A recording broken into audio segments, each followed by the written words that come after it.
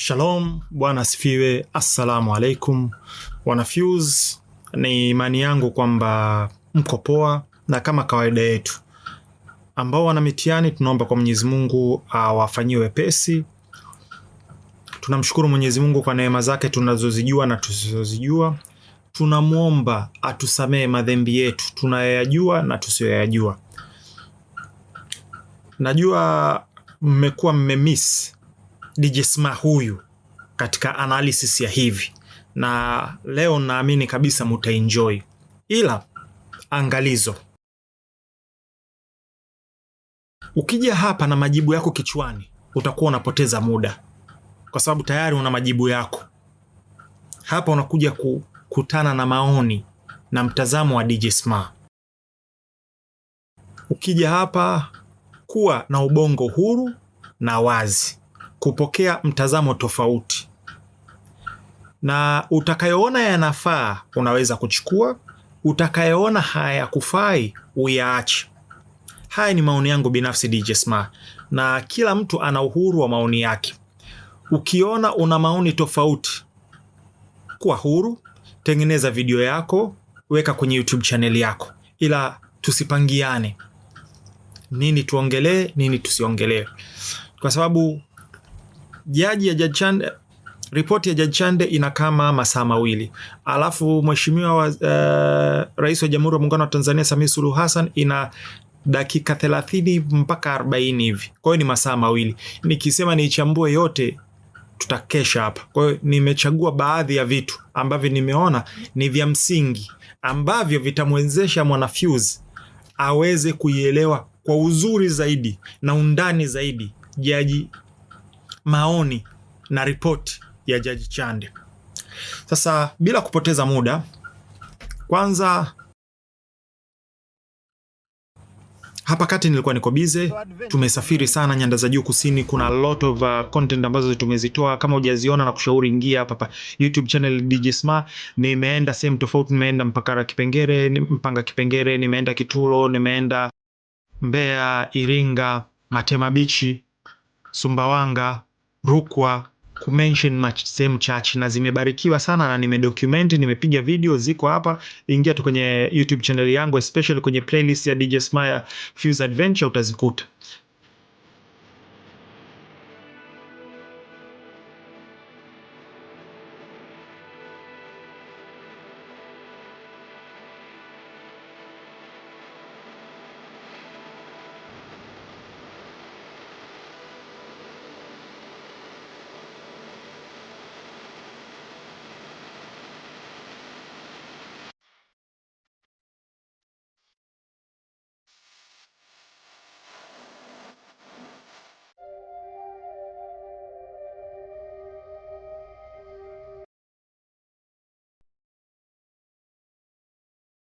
Sasa tuingie kwenye ripoti ya Jaji Chande. Kwanza, imehudhuriwa na viongozi wote wa juu kwenye upokezi wa ripoti hii. Rais alikuwepo wa Tanzania, Jamhuri ya Muungano wa Tanzania, Rais wa Zanzibar pia alikuwepo, makamu wa rais alikuwepo, waziri mkuu alikuwepo, spika wa bunge alikuwepo, viongozi wa spika wa bunge alikuwepo, jaji mkuu alikuwepo, na viongozi wengi wastaafu akiwepo marais na mawaziri na watu kwenye ngazi tofauti tofauti, wote walikuwepo. So pamoja na viongozi wa kidini na kidiplomasia, pamoja nimeona mabalozi kadhaa wa kutoka nchi za nje pia walikuwepo. Point ya muhimu kwenye hii inaonyesha uzito wa hili jambo na uzito waliohudhuria. Cha pili, uzito wa waliohudhuria unafunika uzito wa ambao walichagua kutokuhudhuria. Cha tatu, tunafahamu ni busara, mtu hakatai wito, anakataa unachoambiwa. Kwa mujibu wa kauli ya Jaji Chande, anasema naiwakilisha kwako rais na kwa umma wa Tanzania. Kwa hiyo ndio maana imewekwa wazi, imewekwa kwenye vyombo vya habari. Rais ameipokea yeye kama ndo muundaji wa ile tume, lakini Watanzania wote tumeisikia mwanzo mwisho, ambayo sio edited, na ilichukua siku 153. Hiyo ni miezi 5. Sasa kuna vitu ambavyo nimesema nitaviskip, vingine nitaviongelea, na hivi ndo sehemu moja ya muhimu kabisa ambayo nataka muelewe. Kwenye upande wa forensic ametaja njia zilizotumika.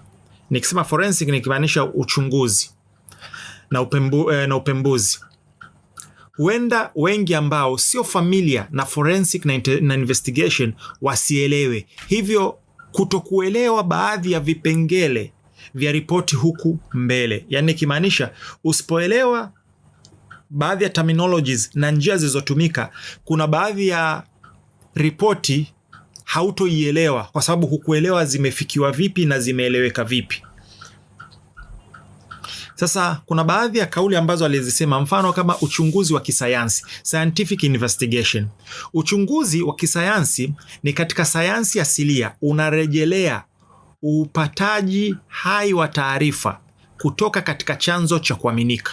Yaani kwamba huchukui tu ili mradi sehemu yoyote, unachukua taarifa kutokana na vyanzo au watu au taasisi au vifaa ambavyo vina sifa ya kukupa taarifa au matokeo yenye kuaminika. Kwa hiyo sio maneno tu ili mradi. Ila vile vile alielezea kitu cha muhimu sana, na hii watu huenda wasijue how deep it is na umuhimu wake ukoje. Kuna kitu kinaitwa, alisema hivi, sauti na video, ambayo ni acoustic signature and characteristics. Sasa hii ni muhimu sana, na nasisitiza tena ni muhimu sana sana sana kwa sababu ya matukio ambayo yalitokea.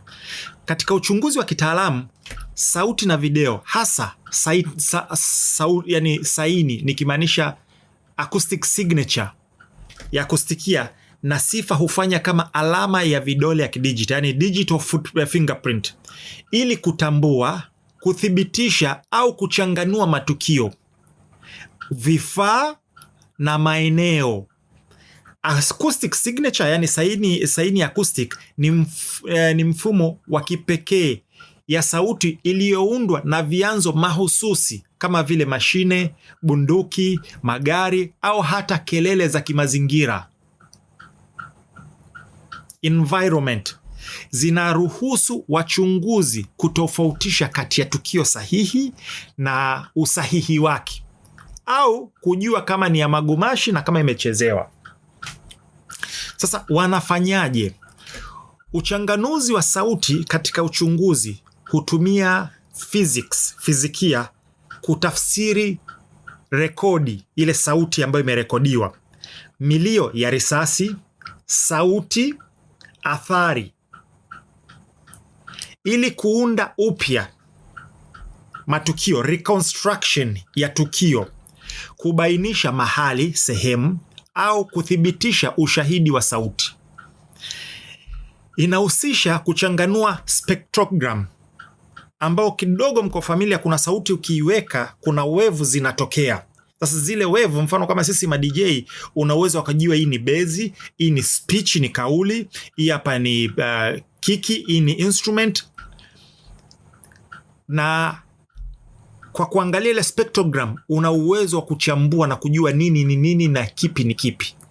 Sasa hii faida yake nini? Kuna kitu kinaitwa sound pressure au shinikizo la sauti, kuchanganua tofauti za muda kutoka kwa rekodi, ambapo una uwezo wa kuanalyze na kujua sauti, utambulisho wa sauti, identity ya hiyo sauti. Yani bado hujaelewa, ila inabidi nikueleweshe vizuri kwa sababu ni vya muhimu sana huko mbele. Vipengele vya muhimu vya uchanganuzi wa kusikika: kwanza, uthibitishaji wa sauti na usahihi, kwamba je, hii sauti inathibitishwa na usahihi wake, authenticity yake, au kuna kitu kinaitwa integrity ya sauti. Wataalamu huitathmini sauti kwa njia ya kugundua kuchezewa hiyo sauti, kama imekuwa edited, imehaririwa, yani editing, au kuongezwa sauti ya bandia, au kuchezewa yani kukuzwa au kupunguzwa, kwa kuchanganua spectrogram kwa mabadiliko ya ghafla ya nguvu, yani sound pressure, au kelele za mazingira yanayotoweka. Alafu kuna kitu kinaitwa event reconstruction timing, ambayo ni uundaji upya wa tukio, kwa sababu sauti husafiri kwa kasi isiyobadilika.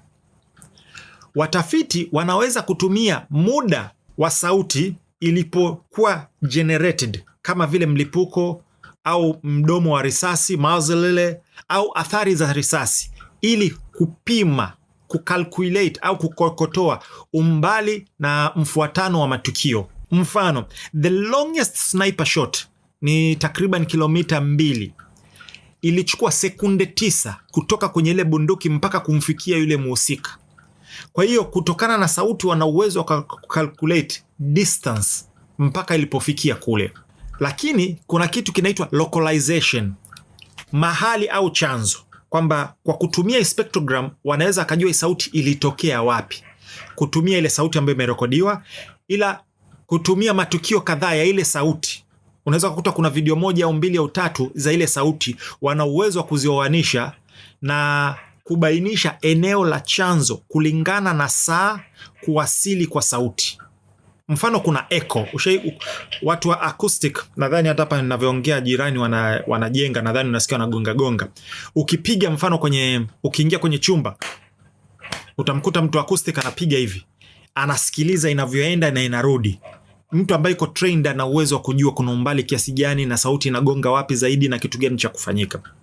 Ila pia kuna identity ya sauti, utambulisho wa sauti, kuchanganua sifa ya sauti. Kila sifa ina sauti yake, kama vile marudio ya kimsingi, yani kuna echo, kuna revibration, lakini pia kuna kelele za sauti. Husaidia kutambua au kulinganisha wazungumzaji katika matukio ya uchunguzi. Unaweza kukuta mtu anaongea alafu kuna ambience noise, kuna background.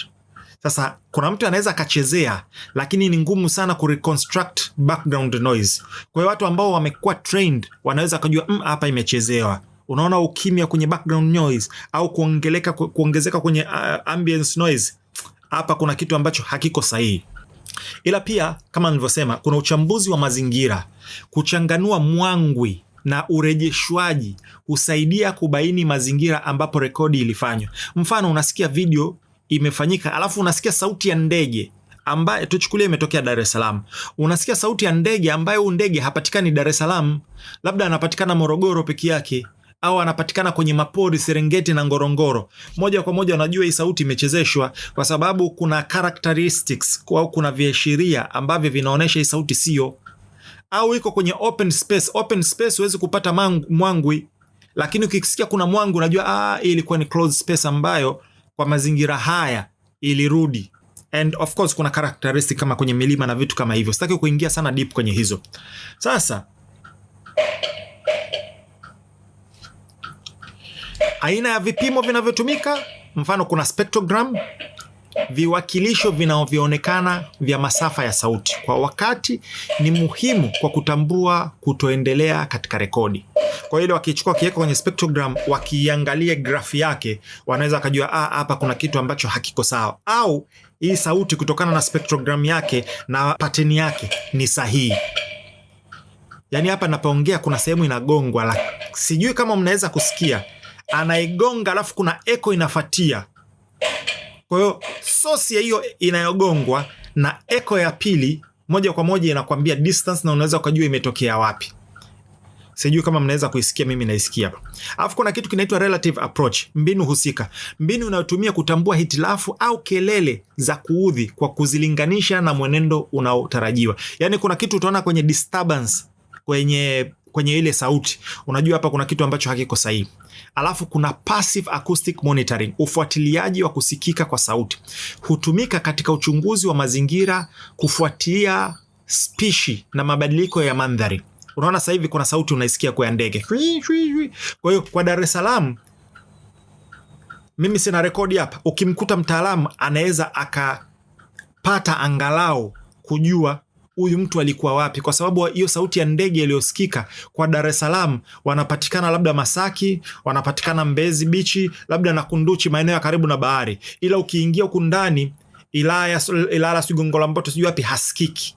Kwa hiyo kuna utaalamu wa kuweza kugundua mazingira. Ila kuna kitu pia kinaitwa multidimensional voice program, ambayo ni program ya sauti ya multidimensional, program ya kawaida ya kukadiria vigezo 33 vya sauti, ikijumuisha masafa na ukubwa.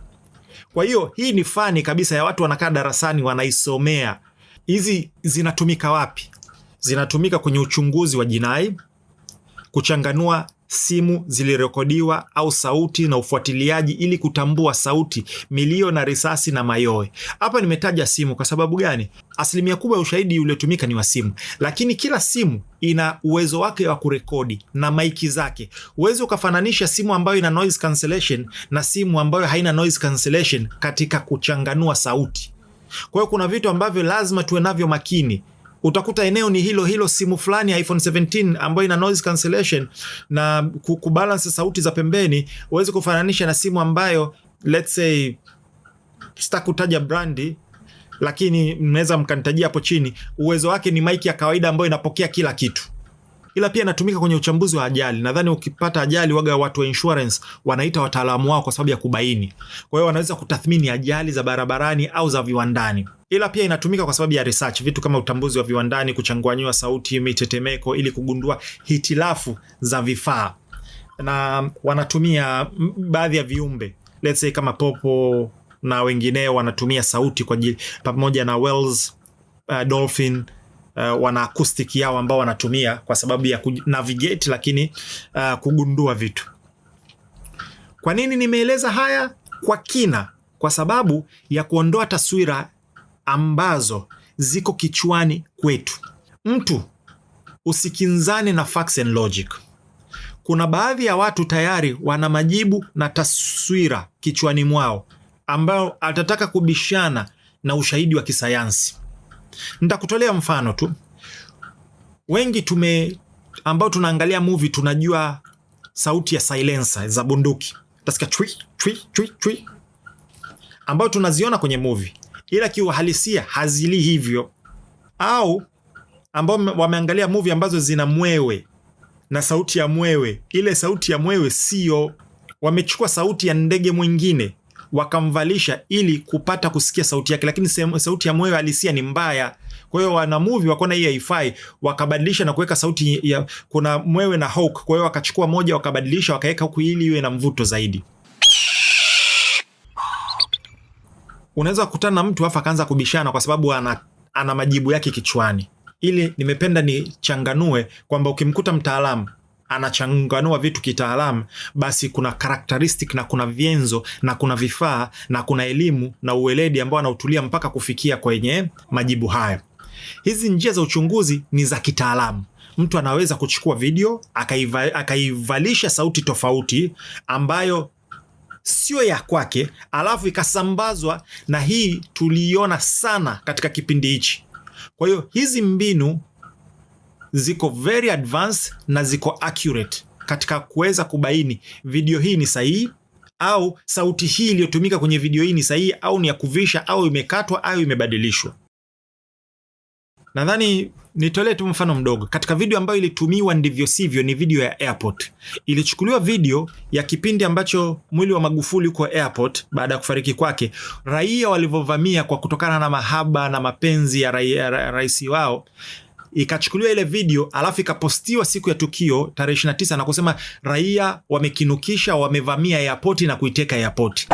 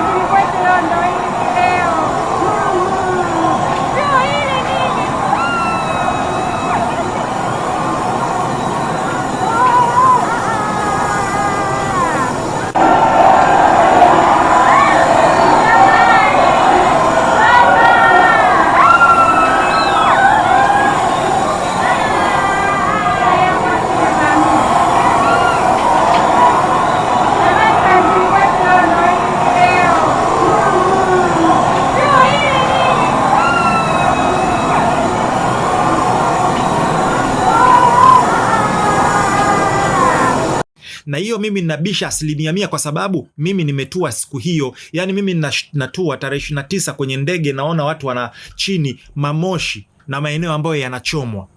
Kwa hiyo nimepita hapo na niliona, lakini kwenye mtandao nilichokuwa nakikuta na nilipokuwa natua kwenye ndege na kwenye airport ni vitu viwili tofauti. Ila kuna picha ya askari ambaye ilisambaa, ni mtu ambaye alifiwa, alafu ikaonekana, ikachukuliwa, ikachezeshwa na kuonesha kwamba ni mtu askari ambaye amevamiwa na raia wenye hasira. Sasa akaelezea kitu kingine ambayo ni uchunguzi wa maiti. Sasa swali linakuja, unachunguzaje maiti?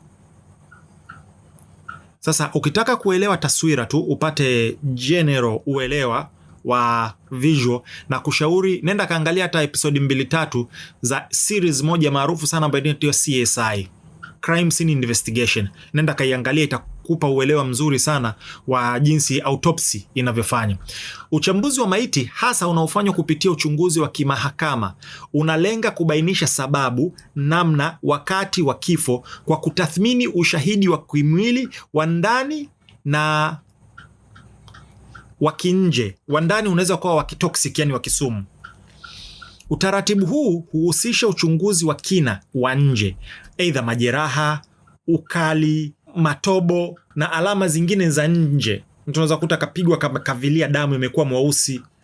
Na uchunguzi wa ndani ambayo ni why incision, ili kukagua viungo, inaunganisha matokeo ya eneo la uhalifu na sayansi ya matibabu ili kubaini ukweli wa kesi na ukweli na uhalisia wa mambo. Sasa kuna mambo machache tu ya muhimu ya kubaini katika uchambuzi wa maiti. Kuna uchunguzi wa nje ambazo mfano kuna vitu kama tattoo anaangalia, kuna makovu anaangalia, kuna michubuko, kuna majeraha.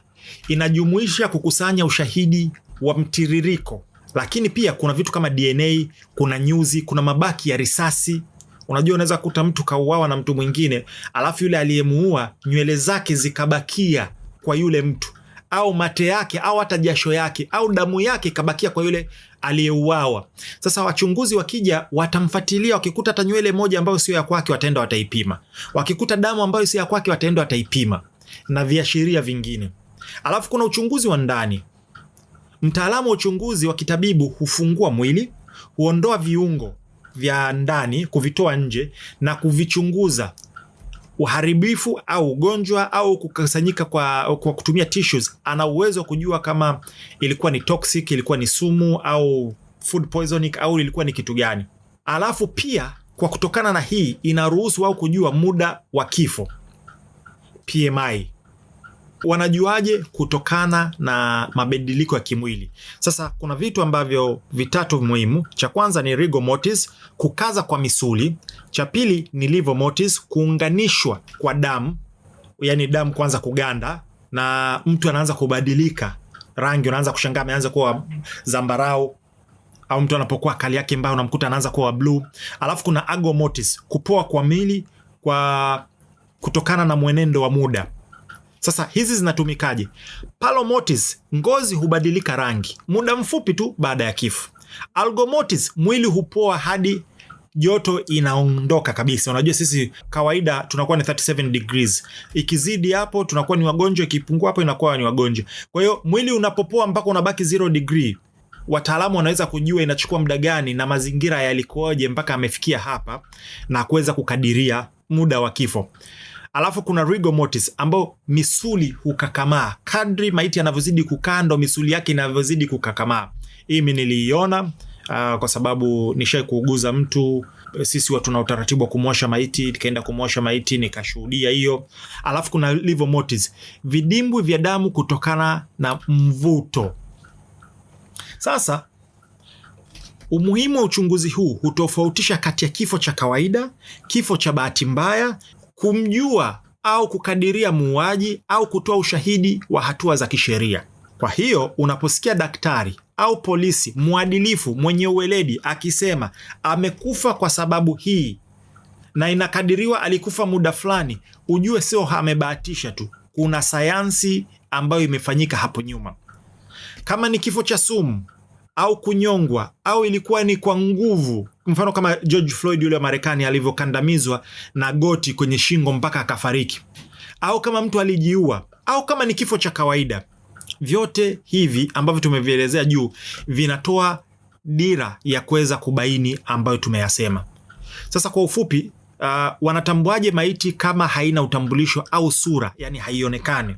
Kuna njia kadhaa na nitazielezea kwa ufupi sana. Kuna DNA, wanaweza wakatumia DNA kama iko kwenye record wakakutambua hapo hapo, lakini unaweza wakamatch DNA na watu wako wa karibu wakaweza kujua. Kuna fingerprints, alama zako za vidole. Kuna dental records, hutumika kama mtu hafahamiki, na kwa sasa hivi kwa bahati nzuri ni rahisi kama umesajiliwa na NIDA, kwa sababu wamechukua fingerprint zako, wana picha zako. Yani nadhani tu bado kuongeza DNA kwenye hiyo database, japokuwa niliongelea kwenye digital ID. Hii inaonekana ni nzuri, lakini pia ina madhara yake mengine, ila leo hatuongelei hayo. Kama unataka, ingia kwenye makala yangu hapa kwenye YouTube channel ya DJ Smart 255, angalia digital ID, alafu utaelewa ninachokisema hapa. Then kuna uchunguzi wa vilipuzi.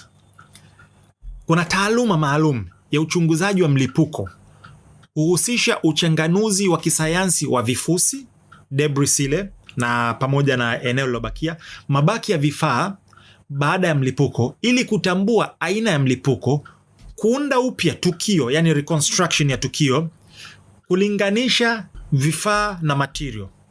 Mbinu muhimu ni pamoja na uchanganuzi wa kemikali kupitia gas chromatography, mass spectrometry, GC na MS, ili kugundua mabaki.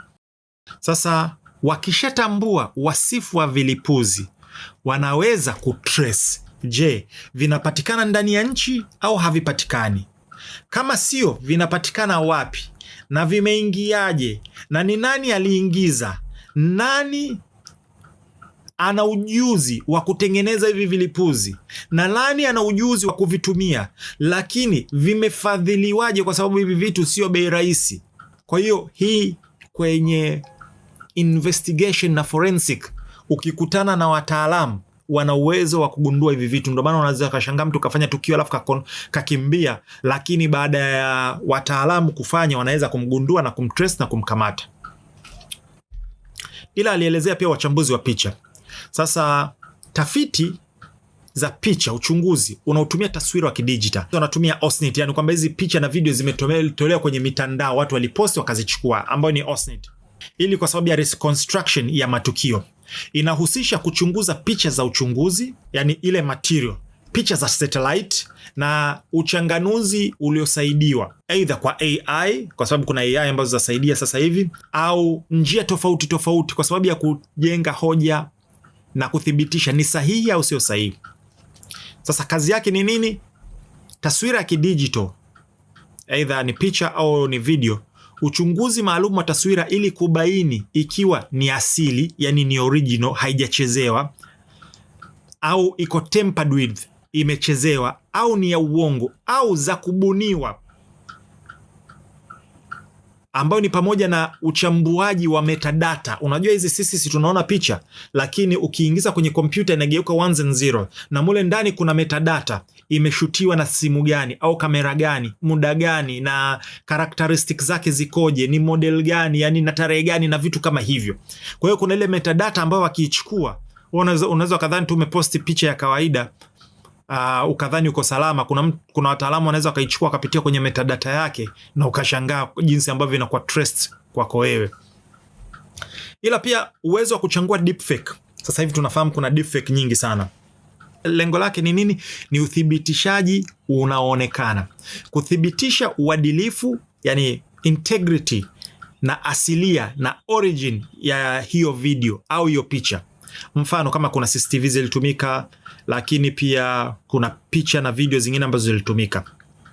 Sasa hii ni muhimu sana sana sana. Kwa sababu gani? Kulisambaa video za upoteshaji nyingi mno, na pia kulikuwa kuna video za kweli nyingi mno, lakini sasa unajua ipi ni original, ipi ni fake, ipi ni sahihi? Kwa sababu kuna misinformation, kuna disinformation, alafu kuna malinformation.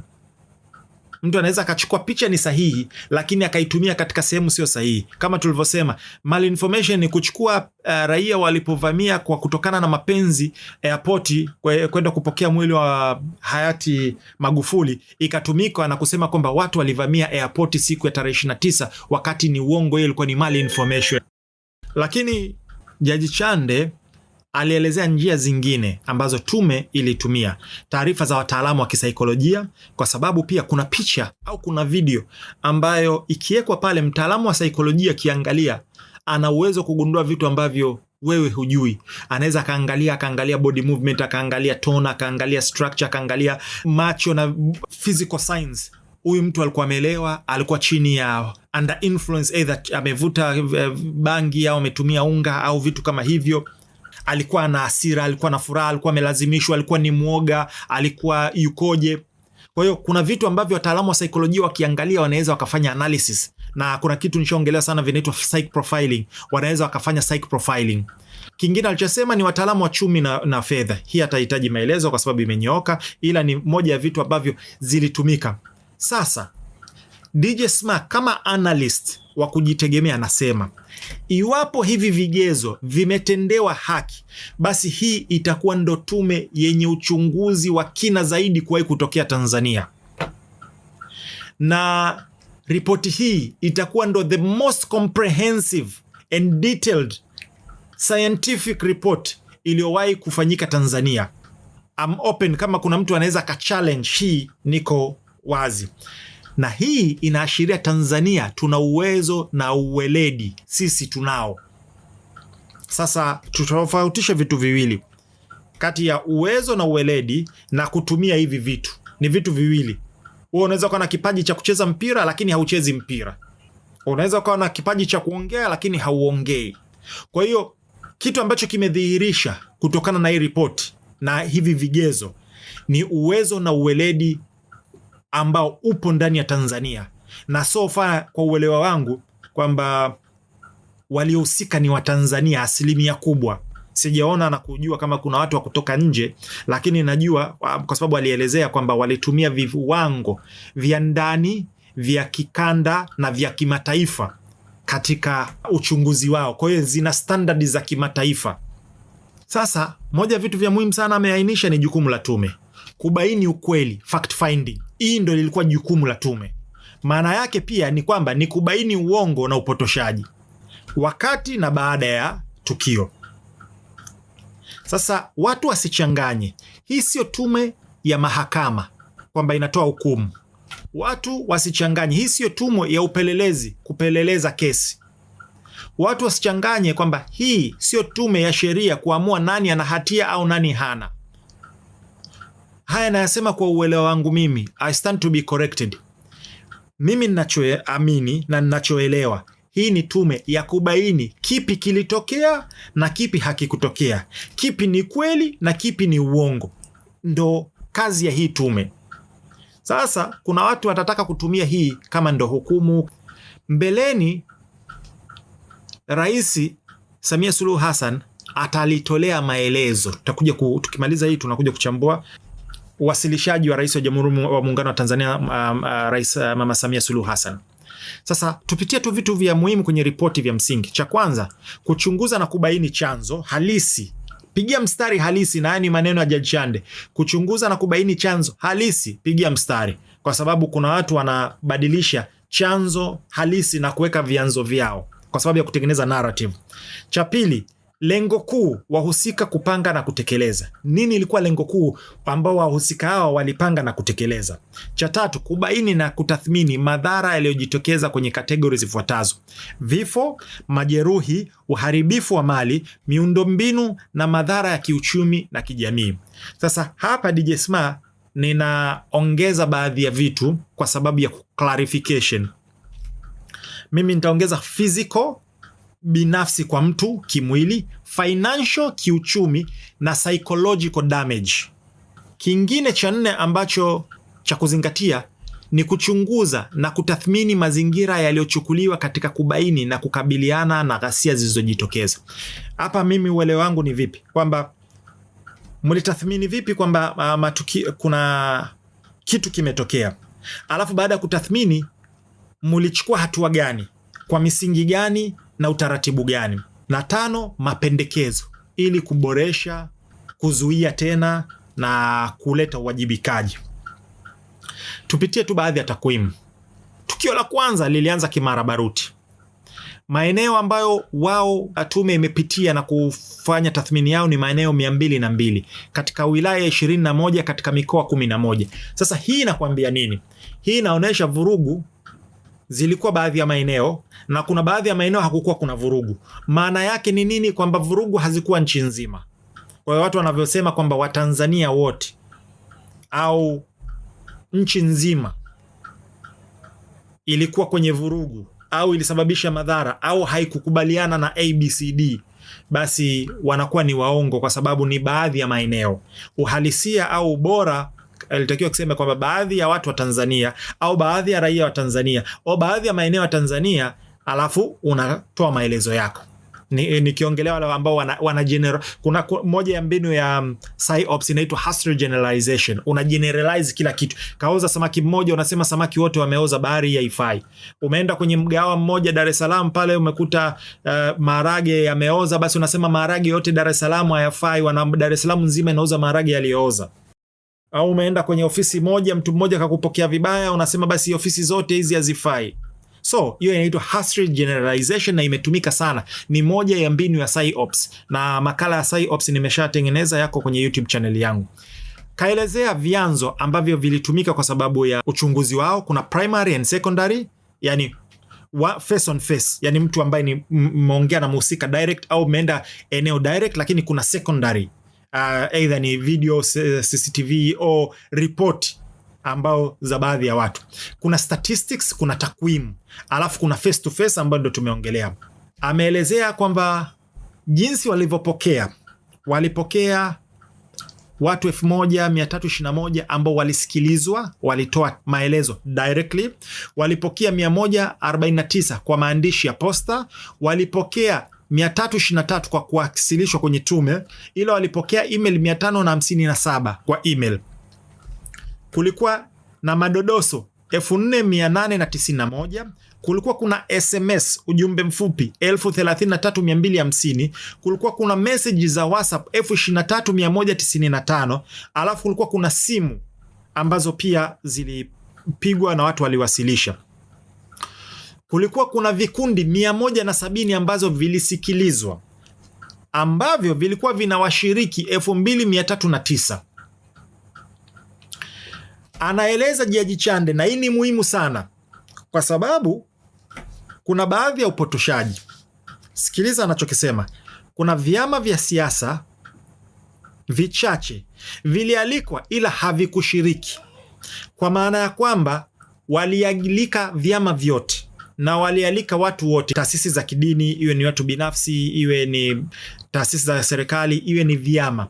Baadhi wachache walikataa kualikwa, na kumekuwa kuna misinformation, disinformation na malinformation, kwamba kuna watu walizuiwa kupiga kura. Na hii nitasema black and white ni Chadema, lakini uhalisia hawakuzuiwa, ni wao wenyewe walisema hatutoshiriki uchaguzi. No reform no election. Wao wenyewe walisema hawatoshiriki, ila inavyowekwa huku ni kama walizuiwa kushiriki. Kwa hiyo mimi hapa naweka, mimi nishasema mimi sina chama, sipigagi kura, sijihusishi na siasa, wala sina mambo ya kugombea, ila acha ukweli ujisimamie. Kuna watu walishiriki, kuna vyama 18 vilishiriki. Kuna Chadema ambayo iligoma ikasema sisi hatushiriki, hawakuzuiwa. Na kama kuna mtu ana ushahidi kuonesha kwamba walizuiwa wasishiriki, basi aweke black and white and stand to be corrected. Ila baadhi ya vitu ambavyo pia viliwasilishwa, kuna picha 450 ambazo zilichunguzwa, kuna video 880 ambazo zilichunguzwa. Sasa hapa ninaposema, nadhani mnaanza kunielewa kwamba wakisema hizi picha unajua walizichunguzaje, nikisema hizi video unajua walizichunguzaje. Baadhi zilikuwa halisi na baadhi zilikuwa ni fake au nusu ukweli. Ndio ile nimesema malinformation. Unaweza ukachukua tukio la sahihi lakini ukalibadilisha context. kwa kuonesha video watu wanashambulia, wamevamia airport. Ni kweli watu walivamia airport, lakini sio kwenye tukio hili, ni kwenye tukio lingine, alafu na kusema kwa kwenye waandamanaji tarehe 29 watu wamevamia airport. Hapa naamini kwa tulivyoelimishana tunajua na kuelewa walitambuaje video, picha na sauti halisi, fake au nusu ukweli. Na hapa ndo utaanza kuelewa yale ambayo tuliyachambua hapo nyuma kuhusu methodology na mbinu za kiuchunguzi. Na tumesema kwamba wametumia viwango vya kimataifa, vya kikanda na vya kitaifa katika kuchunguza. Kwa hiyo sio uchunguzi tu, ili mradi viwango walivyotumia ni ambavyo vinatambulika kimataifa, na ameelezea Jaji Chande. Katika vitu ambavyo ameelezea ni vyanzo na vichocheo. Kwa hiyo kulikuwa kuna 31, kulikuwa kuna vyanzo 5, vichocheo 8. Moja ya vitu ambavyo vya muhimu ambavyo amesema ni changamoto za muda mrefu bila utatuzi, ambazo ni sahihi. Kunapokuwa watu raia wanakutana na changamoto za muda mrefu na hazitatuliwi, zinapuuziwa, zinadharauliwa, ni rahisi kutrigger yule mtu afanye kitu ambacho sio, au ni rahisi kuitumia ile kama silaha kujifaidisha baadhi ya wanasiasa kwa faida zao, lakini wanajionyesha kama ni wazalendo. Na akazichanganua, akasema kuna za kisiasa, kuna ishu ya katiba mpya, kuna vyama vingi, kuna tume huru ya uchaguzi, mfumo wa uchaguzi. Ni baadhi ya vitu ambavyo pia vilisababisha yaliyotokea Oktoba 29. Lakini kasema vya kijamii, ugumu wa maisha, ukosefu wa ajira au kukosekana kwa ustawi kwenye sekta ya ajira, uchumi, mazingira ya biashara, uwekezaji, utitiri wa tozo na kodi, mfumo sio rafiki wa utozaji na ukusanyaji. Yani hapa mimi naunga mkono 99% ya hivi hapa, na nishavielezea before. Hapa tuweke nukta. Naanza kudili na serikali. Ushauri wangu kwa serikali, tengenezeni mazingira wezeshi na rahisi. Njia rahisi ni hatua kuu 2. Nimesema sitaki kuingia in details kwa sababu sitaki makala ya marefu. Ya kwanza, punguzeni kodi kwa watu wa chini. Mimi mpangaji nalipa kodi ya mwenye nyumba kwenye luku yangu. Mimi mpangaji nalipa kodi ya withholding tax, TRA, ya mwenye nyumba. Msinibebeshe mzigo sio yangu. Nyie malizaneni tu na wao. Yani why unibebeshe mimi? Unajua sio rahisi kama mnavyodhania kwenda kuirecover hiyo hela kutoka kwa mwenye nyumba. Sio rahisi mnavyofikiria. Msinibebeshe mimi mzigo ambao sio wa kwangu. Hatua namba 2. Na hiyo nimeongelea kwa ufupi, kuna vingi tu. Namba 2, punguzeni overregulation. Kuna masharti na vigezo, maleseni, mavibali, masharti mengi yanafanya mtu mwenye kujitafuta anakata tamaa au anapitia wakati mgumu katika harakati zake. Serikali, nyie tengenezeni mazingira wezeshi na rafiki tu. Raia tutamaliza mengine. Nakuja kwa upande wa Gen Z. Na nitarudia tena hapa kwa ufupi kwamba kuna shida ya Afrika, na hii sio Tanzania peke yake, ni Afrika kwa ujumla, ni overregulation. Tuna masharti juu ya masharti juu ya masharti, tuna makodi juu ya makodi juu ya makodi, alafu tuna mifumo ambayo sio rafiki. Nimeshaelezea na iko on record kwenye video zangu, unaweza ukaenda ukaangalia.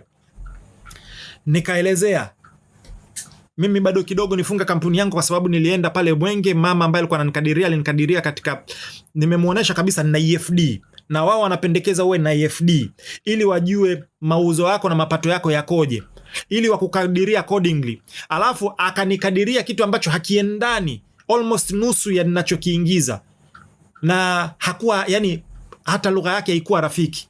Yani mimi nilikuwa bado kidogo pale nifunge kampuni yangu, na nishaelezea before. Ila nitakuja kuelezea kitu ambacho nilikuja nikakifanya. Juzi mimi nimetoka nyanda ya juu kusini ambazo nimeelezea, na nimeshuti content nyingi nzuri sana kwa gharama yangu mimi na partner wangu Ramiga Safaris. Lengo ni mahaba yetu na uzalendo wetu ambao tunao kwa nchi yetu. Ila sasa Ili upate ubora unahitaji drone. Jamani, masharti ya drone, masharti ya kupata vibali. Na mimi ninayo drone, nimejisajili kama drone operator, nimeisajili drone yangu, na kabla ya kuondoka niliapply na iko on record na nikaomba kibali. Na wakanipigia simu kuuliza, nikaeleza, lakini bado wakaninyima kibali. Ukiangalia sehemu currently sasa hivi ya kupata na kibali inabidi uende ukasome mwezi mzima. Na ni sehemu moja Tanzania nzima. Na unachoenda kusoma technically sio jinsi ya kushoot drone. Unakuta wewe tayari unajua jinsi ya kutumia drone kuoperate na kila kitu. Unaenda kufundishwa kanuni mwezi mzima. Hizi sio rafiki. Na nilishasema haya na mengineyo. Kwa hiyo ila kwenye kampuni vile vile kuna baadhi ya vitu ambavyo sio rafiki. Ishu ya ajira. Ishu ya ajira kwa ufupi kabisa. Mimi nimesema hivi, tuko kwenye zama ambazo zimebadilika. Serikali, mimi siamini ni kazi ya serikali kutoa ajira. Serikali inatakiwa iajiri katika sekta zake ambazo inahitaji. Ila ninachoamini mimi na ushauri wangu mimi kwa nchi yangu na serikali yangu, ambayo sasa hivi tuna serikali ambayo ni sikivu sana, ni kwamba andaeni mazingira yawezeshi watu kujiajiri. Sasa hivi kumetokea na fursa nyingi sana ambazo mtu unaweza ukajiajiri wewe mwenyewe. Wakiweza hivyo, makelele ya uajiri. Mfano juzi, mimi ni DJ, lakini mimi ni DJ, mimi ni content creator, mimi na shoot, mimi na edit, natengeneza maudhui. Sasa hivi dunia ilivyoenda, inabidi unajikuta unafanya vitu vingi kwa wakati mmoja. DJ natakiwa nijisajili BASATA, lakini kwenye content natakiwa nijisajili wapi? Bodi ya filamu ambayo ina utaratibu wake, natakiwa nilipe gharama zake. Huku kama drone operator natakiwa nijisajili, na gharama zake jamani sio ndogo, nishaelezea. Alafu zinachajiwa kwa dola, ambao mimi mpaka leo sielewi kwa nini tunachaji kwa dola. Alafu hata mfumo wake wa malipo unatakiwa uingize, yani kuna baadhi ya vitu ambavyo inabidi tukae tuvifanyie, na hii ni constructive criticism. Ukienda karibia idara zote za serikali, ikifika muda wa malipo wanakupa control number, unalipa. Lakini TCIA wana utaratibu wao ambao ni unique wa kwao wao. Unatakiwa udeposit hela katika, naweza nikaita escrow au akaunti yako, alafu wao ndo waji waikate hiyo hela unapo apply. Why are we doing this? Kwa nini complication? Kwa nini sitoke control number tu, nikiapply nikikubaliwa inatoka control number nalipa? Kwa nini nichukue hela niweke kwanza hapo, alafu ndo nyinyi mje mkate? Yani hizi ndo tunazosema over regulation, mpangilio wa matukio mengi ambayo yanakuja pale. Kwa hiyo ukienda TRA kuna makato na makadirio, alafu pia wewe unatakiwa mimi nichukue nikate withholding tax ya mwenye nyumba yangu nipeleke pale. Hivi do you think kwamba inafanyika hivi? Na unadhani atakuelewa? Kwa nini unanipa mimi jukumu la unanipambanisha na mimi na mwenye nyumba yangu? Kwa nini wewe si deal direct na mwenye nyumba yangu, mimi deal na haya ambao yananihusu mimi direct? So kuna baadhi ya vitu ambavyo naamini ni very simple ambavyo vinatakiwa kufanyika. Sasa nilisema hivi, mimi sio mtu ambaye napenda kulalamika, wala sipendi watu ambao wanalalamika. Hatua gani ambazo mimi nimezichukua ambazo zinanitofautisha na wengine? Nitakutolea mfano. Kwa mara ya kwanza consumer drones, mimi baada ya kukutana hizo changamoto nikakutana na drone operators wenzangu, tukaanzisha harakati, tukaeka kikao, tukaalika mtu wa TCIA ambaye ana deal na drone, na akaja pale, tukakutana naye, tukamsikiliza aliyotuelezea, na tulijifunza mengi kutoka kwake. Lakini na sisi tukamweleza changamoto zetu, na yeye akasema anazichukua, anazifanyia kazi. Kwa hiyo raia tusiwe watu wa kulalamika. Kunapokuwa kuna changamoto, kuna njia za kufanya. Kwa hiyo mimi kwa mara ya kwanza consumer drone operators, mimi ndo niliongea nao, na natoa heko kubwa sana kwa Dr. Drone, na wapo wengine ambao pia walisaidia. Tulikutana pale Sinza, na watu walilipia hata kabisa ukumbi wenye AC, tukakutana pale tukadiscuss. Kwa hiyo badala ya kukaa kulalamika, tulichukua hatua, tukajikusanya, tukaomba mwakilishi, na akaja akatusikiliza, akatuelimisha, na sisi tukamwambia changamoto zetu. Nimekuja kwa ajili ya kukutana na waendesha drones wenzangu, na lengo letu ni kukutana na mamlaka ili tupate kuwasikiliza upande wao, lakini pia tuwaambie changamoto ambazo tunakutana nazo. Siku zote wanasema dialogue is key. Maongezi ndio hufungua milango na kuleta tija. Kwa hiyo nataka tupite kila mmoja ambao wamewahi kufika, tupate introduction, then tusubiri viongozi watakaokuja, then tutakupeni update ya kinachoendelea. Issue ile niliyosema ya TRA, sikukaa tu mimi nalalamika tu na nikaishia pale. Nakumbuka BASATA walivyokuja mara ya kwanza, tulikaa nao, tukaongea nao, tukawasikiliza, tukajifunza, lakini na sisi tukawaambia changamoto zetu, wakazipokea na wakazifanyia kazi, na ikaitishwa kikao kingine ambao waliitwa TRA. Tulikutana nao Hekima Garden pale, wakatuelimisha waliotuelimisha, na sisi tukawaambia changamoto zetu, na wakakiri kwamba hizi ni changamoto, na wakasema kwamba wanazichukua na wanaenda kuzifanyia kazi. Kwa hiyo tunasubiri bado ripoti au matokeo ya kufanyiwa kazi kule. Pia katika vitu ambavyo natamani vifanyiwe kazi, uwe ni wepesi wa kutunga sheria ambapo inahitajika, isiwe ni process ya muda mrefu, na hivi ni baadhi ya vilio ambavyo raia wanavyo. Kwa hiyo tukakutana, tukaongea, na pale nikakutana na watu, nikaongelea ile changamoto yangu ambayo mimi kukadiriwa makodi ambayo sio rafiki, na nielezea, nikaambiwa niende ofisi Mwenge, nikapokelewa na nilipokelewa vizuri sana. Namkumbuka aliyenipokea, watu wote ambao nilipita kwao, mpaka mkuu wa Mwenge pale, kwa sababu kuna sehemu ilibidi nene nikasaini. Nikafika pale, kulikuwa kuna tatizo kwenye spelling ya jina langu, amendment. Yani nilikuta huduma nzuri sana, na nikatatua changamoto zangu, na nikatoka pale nimefurahi na nimeridhika. Kwa hiyo sio tu mimi, sio mtu wa kukaa na kulalamika. Ninapokutana na changamoto, nafanya harakati ya kuzitatua. Nimeshahudhuria vikao kadhaa, let's say vya madini, vya Sumatra, vya taasisi ambazo zinahusika. Kwa hiyo ninachoweza kuambia raia wenzangu, kunapokuwa kuna changamoto, jikusanyeni, nendeni kapeleke taarifa. Nishaongelea ishu ya kupoteza simu na changamoto zangu na polisi na hatua ambazo nilizifuatia. Tukikaa tunalalamika pembeni, hatuto solve issue. Kwa hiyo ninachoweza kuambia, hii aliyosema Jaji Chande, kwa sababu mimi inanigusa direct, nachoweza kusema serikali tuondoe over regulation, tuondoe tozo ambazo sio rafiki, tuziconsolidate, tufanye wepesi. Na kitu ambacho nimegundua, na ninashauri sana watu katika idara zote, iwe ni polisi, iwe ni TRA, iwe ni TANESCO, iwe ni wapi, kuna mengi sana ambayo yamuyajui yako huku mtaani. Unapokutana na hizi mamlaka, unawaambia, wanafunguka macho, kumbe hali ndo hivi. Lakini na sisi, mnapokutana na sisi tunajifunza mambo, kumbe sisi tulikuwa tunadhania hivi na sio hivi. Kwa hiyo ongezeni sana juhudi za uelimishaji, ongezeni sana interaction kati yenu na raia, tutasolve haya matatizo kwa njia ambayo ni rafiki sana. Kwa hiyo hivyo ni vitu ambavyo nimependa kuainisha kwenye hii hapa ambayo iko kwenye ya Jaji Chande. Lakini kijamii ameelezea kuna mmomonyoko wa maadili na kushuka kwa uzalendo, kuna rushwa kutokutatuliwa, kuna ubadhirifu wa mali za umma na madai ya utakaji na upoteaji. Sasa haya matatu, mmomonyoko wa maadili, kushuka na uzalendo. Uzalendo mimi nailaumu serikali, kwa sababu kwenye mitaala yetu ya elimu hakuna vitu ambavyo vinajenga uzalendo. Kuna watu ambao tunafundishwa ambao hawatusaidii chochote, na wengine ambao hawana faida kwetu, lakini tuna wazalendo wetu ambao walipambana, kina Mkwawa na revolutionaries wengine, Malkia wa Nyuki na maeneo tofauti ambayo hatuyathamini. Kwa hiyo inavunja uzalendo. Yani swala la kudondoka uzalendo, mimi moja kwa moja naiangushia lawama wizara na shauri, rudini, tengenezeni mtaala ambao utarudisha uzalendo tangia mashuleni. Na hii nasema kwa sababu nimeona, nimesafiri, nimepita, nimeenda Dubai, mfumo wao unajenga uzalendo. Nimesafiri, nimeenda Urusi, katika sehemu ambao wana mifumo bora ya uzalendo na watu ni wazalendo kupita maelezo, ni Urusi. Lakini tumeona Irani ni wazalendo, ndio maana wameweza kusurvive hivi vita ambavyo vimeendelea kwa zaidi ya siku 45. Kwa hiyo wizara husika, fumueni mitaala yetu.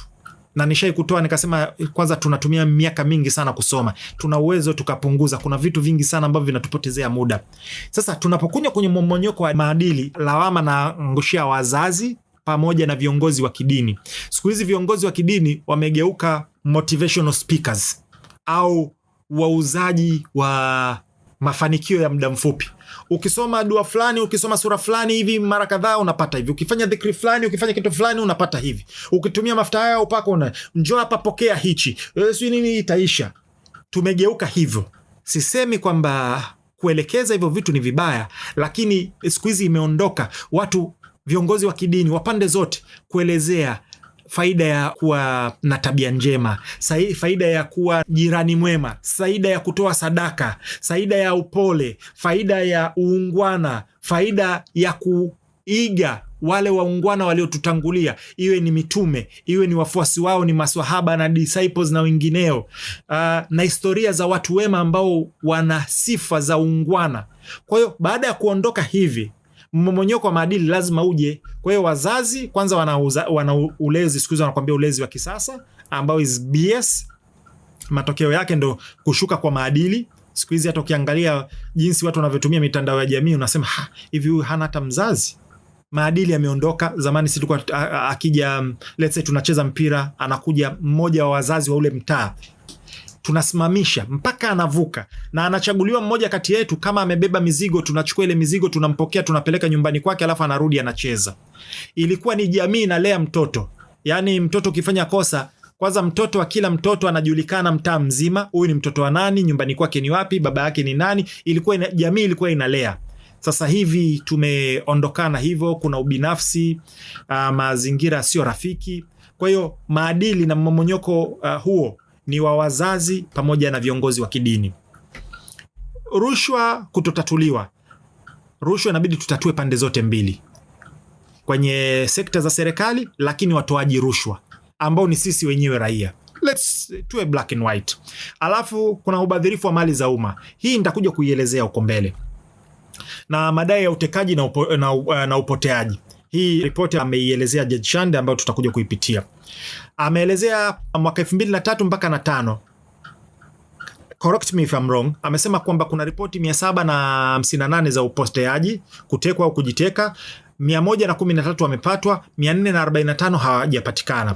Sababu za kupotea: kuna mapenzi, kuna ushirikina. Unajua hivi vitu watu hawachukulii kwamba kuna mambo ya kishirikina ambayo pia watu wanapotea. Utasikia katekwa, kumbe pia kuna mambo ya kishirikina. Kuna wahalifu ambao wanateka kwa sababu ya ransom. Ila kuna kisasi. Mtu katembea na mke wa mtu, mtu katembea na mume wa mtu. Juzi kati tuliona matukio kwenye mitandao hapo kwa sababu ya mwanamke katembea na dem katembea na mke wa mtu, na tuliyajua. Kwa hiyo kuna matukio mengi ambayo kuna upotoshaji kuweka kama yote ni utekaji, ila kuna baadhi ya matukio.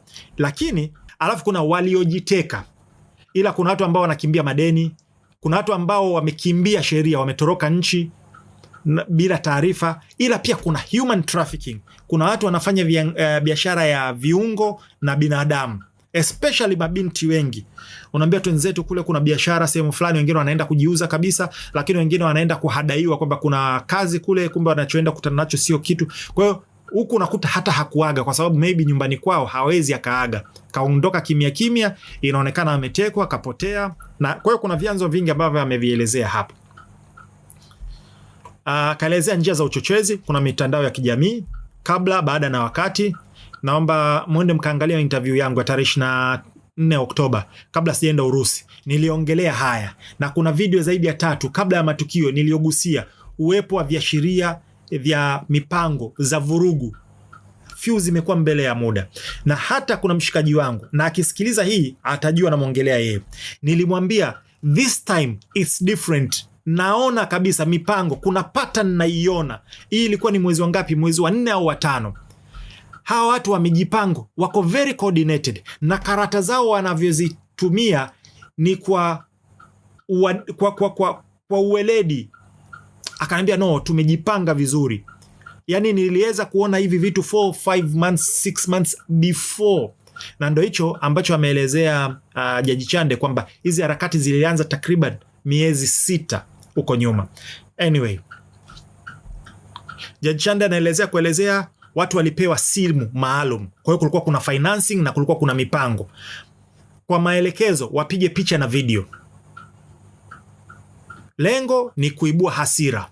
Moja ya kwenye psyops, kitu ambacho chenye nguvu kushika mbinu zote ni appeal to emotions. Nendeni mkasikilize makala yangu ambayo ni psyops yako kwenye YouTube channel yangu ya DJ Smart 255. Hakuna kitu chenye nguvu zaidi kama appealing to emotion, kuibua hasira. Alafu pia walipewa maelekezo, kwa maelezo ya Judge Chande, wakapige picha na video na magari ya kijeshi na wanajeshi ili kuonesha kwamba wanajeshi wako upande wao. Kwa hiyo hivi vitu vilikuwa vimepangwa na vimeratibiwa. Nilitoa makala mawili. Ya kwanza ni Operation Breaking TZ. Ya pili ni PsyOps, jinsi wanavyocheza na akili za watu ili kuwapelekea wafanye matukio ambao wao wanayataka. Ila pia akaelezea Jaji Chande kauli za wanasiasa ambazo pia zilichochea vurugu hizi. Kuna no reform no election, Oktoba tunatiki, Oktoba tunatoka, tumedhamiria uchaguzi hautofanyika, Samia must go, tunataka tuikomboe nchi yetu, hakuna uchaguzi chini ya serikali hii, tunahakikisha nchi haisimami mpaka serikali iondoke. Nakumbuka kuna mtu mmoja alitoka hapa akasema kwamba nitafunga bandari, nitafunga nini, mnamfahamu, na alikuwa na maongezi yake ambayo mnafahamu. Hakutokuwa na uchaguzi mpaka mabadiliko ya mfumo, serikali hii imepoteza uhalali wa kuongoza nchi, lazima shinikizo la wananchi liongezwe mpaka serikali iondoke, wagombea sio halali. Kwa hiyo haya ni baadhi ya maneno ambayo yalitumika kwa haya. Ila akaelezea waasi, na hii black and white, ambao nikisema waasi ni wapi? Ni wale ambao walikuwa ndani ya vyama na hususan walikuwa ndani ya chama tawala CCM, wakapigwa panga, wakageuka kuwa, kwa sababu kushakuwa ndani kuna baadhi ya siri za vyama, kuna tactics za vyama na vitu vingine, wakageuka kwenda kutumika kwa sababu ya kusababisha haya madhara. Sasa nina makala yangu yale ambayo nimeyasema, nilielezea makundi matano ambayo yatahusika, na hii ni kabla hata ya Oktoba 29. Na kushauri nenda kasikilize, na kama umeisikiliza karudie tena, kwa sababu ita refresh, na ukisikiza na Jaji Chande utaelewa, especially hao baadhi ya waasi na hao wengine, kwamba nilielezea kuna makundi matano ambayo ndo yako kwenye yanagombania hii keki ya momo ndani. Nenda kasikilize. Sasa kitu ambacho watu walikuwa wanataka kujua, je, yalikuwa ni maandamano au sio maandamano? Yalikuwa ni maandamano ya halali au sio ya halali? Conclusion, sitotaka kuingia kwenye details kwa sababu tayari amezielezea. Hayakuwa maandamano ya halali. Ilikuwa ni nini? Ilikuwa ni ghasia na uvunjifu wa amani. Haya ni maelezo na ripoti ya Jaji Chande. Kitu kimoja naomba watu waelewe, maandamano ni haki na kupiga kura ni haki. Sawa? Hapo tumekubaliana, maandamano ni haki, kupiga kura ni haki. Wapiga kura hawakuwazuia waandamanaji, ila waandamanaji waliwazuia wapiga kura na kuwashambulia na kushambulia maeneo na vituo vya kupiga kura. Na ukikutwa una wino kwenye vidole, ilikuwa ni mtiti. Ukikutwa wamevaa nguo za vyama ambavyo vilipiga kura, unashambuliwa. Tuwe black and white. Sasa je, tujiulize, hii ilikuwa ni maandamano ya halali na ya amani? Anasema hivi, ripoti ya Jaji Chande mwenyewe anaelezea, waandamanaji walibeba silaha ikiwemo mawe, nondo, mikuki, visu, sururu, fimbo, vibiriti, rungu, bunduki, manati, panga. Ndo maana sasa ukielewa hizi silaha alafu kaelewa kwenye autopsy jinsi ya uchunguzi wa maiti, utaelewa sasa wakisema kwamba mtu fulani aliuawa hivi, walikuwa na uwezo wa kujua huyu kachomwa kisu au kachomwa moto au kapigwa na rungu au jiwe au manati au panga au bunduki, kwa sababu ya yale tulioelewesha pale nyuma. Hivi vitu, hizi silaha haziruhusiwi kisheria kwenye maandamano ya amani, na ametaja mpaka ibara ambazo mimi sitotaka kuzirudia. Ukisikiliza makala yangu, unajua Fuse, Mungu ametujalia tuko mbele sana ya muda. Nilitoa makala ambayo inaitwa Protocol za Maandamano, iko kwenye YouTube channel ya DJ Smart 255 na ipo SNS vile vile. Tukaelezea protocol nzima za maandamano, ila nikatoa pendekezo, nikasema kuwa kuna amendment ya sheria za maandamano kuzuia kubeba silaha, na hii ni kubeba silaha ya halali. Yani tuchukulie Sman na silaha na nina ruksa ya kuibeba, lakini sheria inikataze kwenda kwenye maandamano nikiwa na silaha, kwa sababu inaweza ikatokea kitu nikashukua na hasira nikaitumia ndivyo sivyo, au naweza nikaidondosha kaiokota mtu akaitumia ndivyo sivyo na ikaleta madhara mengine, au kuna scenario zingine nyingi, ila hii niliisema kabla ya muda. Anyway, Fuse, alhamdulillah, Mungu amejalia watu tuko mbele ya muda. Tume imepata ushahidi usio na shaka, haya ni maneno ya Jaji Chande, kwamba vurugu zilipangwa kuratibiwa na kufadhiliwa na kutekelezwa na watu waliopata mafunzo. Haya ni mimi niliyasema, pitieni mnavyotaka kupitia video zangu, ushahidi upo. Sasa hivi ni sawa sana Judge Chanda amekuja kupiga muhuri pap sma, uliyosema kwenye fuse zilizopita ni sahihi. Nilisema movement za wale waandamanaji na coordination waliokuwa nayo na jinsi walivyokuwa naibuka Kimara alafu wanapotea, utashangaa wameibuka Kinondoni alafu wanapotea, au utashangaa wameibuka sehemu fulani alafu wanapotea. Ile movement yao na timing yao na jinsi kulivyokuwa kuna watu wanaenda mbele wanaanzisha, watu wakishapata ari na nini alafu wana disappear, na jinsi ulivyokuwa ina shooting, inasema these people are very well coordinated. Ukiangalia track record ya Watanzania, hatuna utaratibu huu, hatuko violent kiasi hichi. Lakini ripoti ya Judge Chanda imekuja kupiga muhuri wa kuthibitisha. Akasema washawishiwa walihusika direct, wale walioshawishiwa walioingia front, lakini washawishi hawakuwepo. Naomba nitajie wale wote ambao walikuwa kwenye mitandao wanashawishi, niambie hata mmoja ambaye alikuwa front. Naomba niambie yupi ambaye alienda front katika wote ambao walikuwa wanashawishi kwenye mitandao.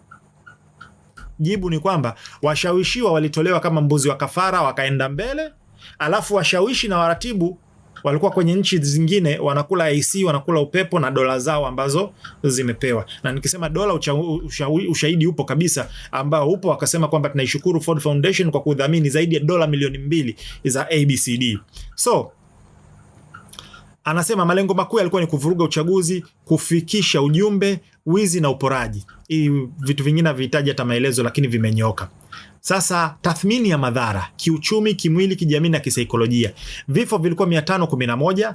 Amesema it's not final and conclusive kwa sababu katoa maelezo. Aila pia wametumia postmortem, kaelezea vifo vingi ambao ni 197 vilikuwa kupigwa risasi. Sasa hapa nasubiri kujua ni risasi gani. Je, ni za vyombo vya dola au ni sio vya vyombo vya dola?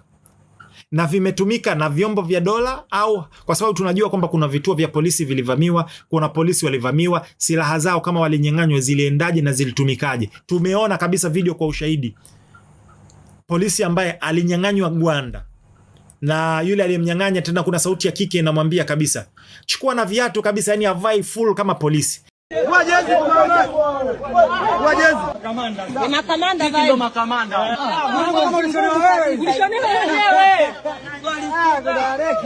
Nguo kama walikupima nini? Walimpima walijua kitakachowakuta. Kishati.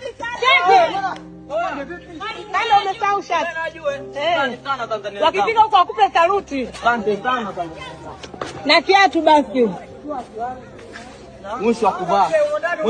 Sasa yule kama alienda kufanya tukio, lawama zinamwangukia nani? Huu ni ushahidi black and white. Yaani hapa tuzime hisia, tuashe akili. Tunaenda kwa facts. Alaelezea watu kuuliwa nje ya maeneo ya vurugu kama nyumbani.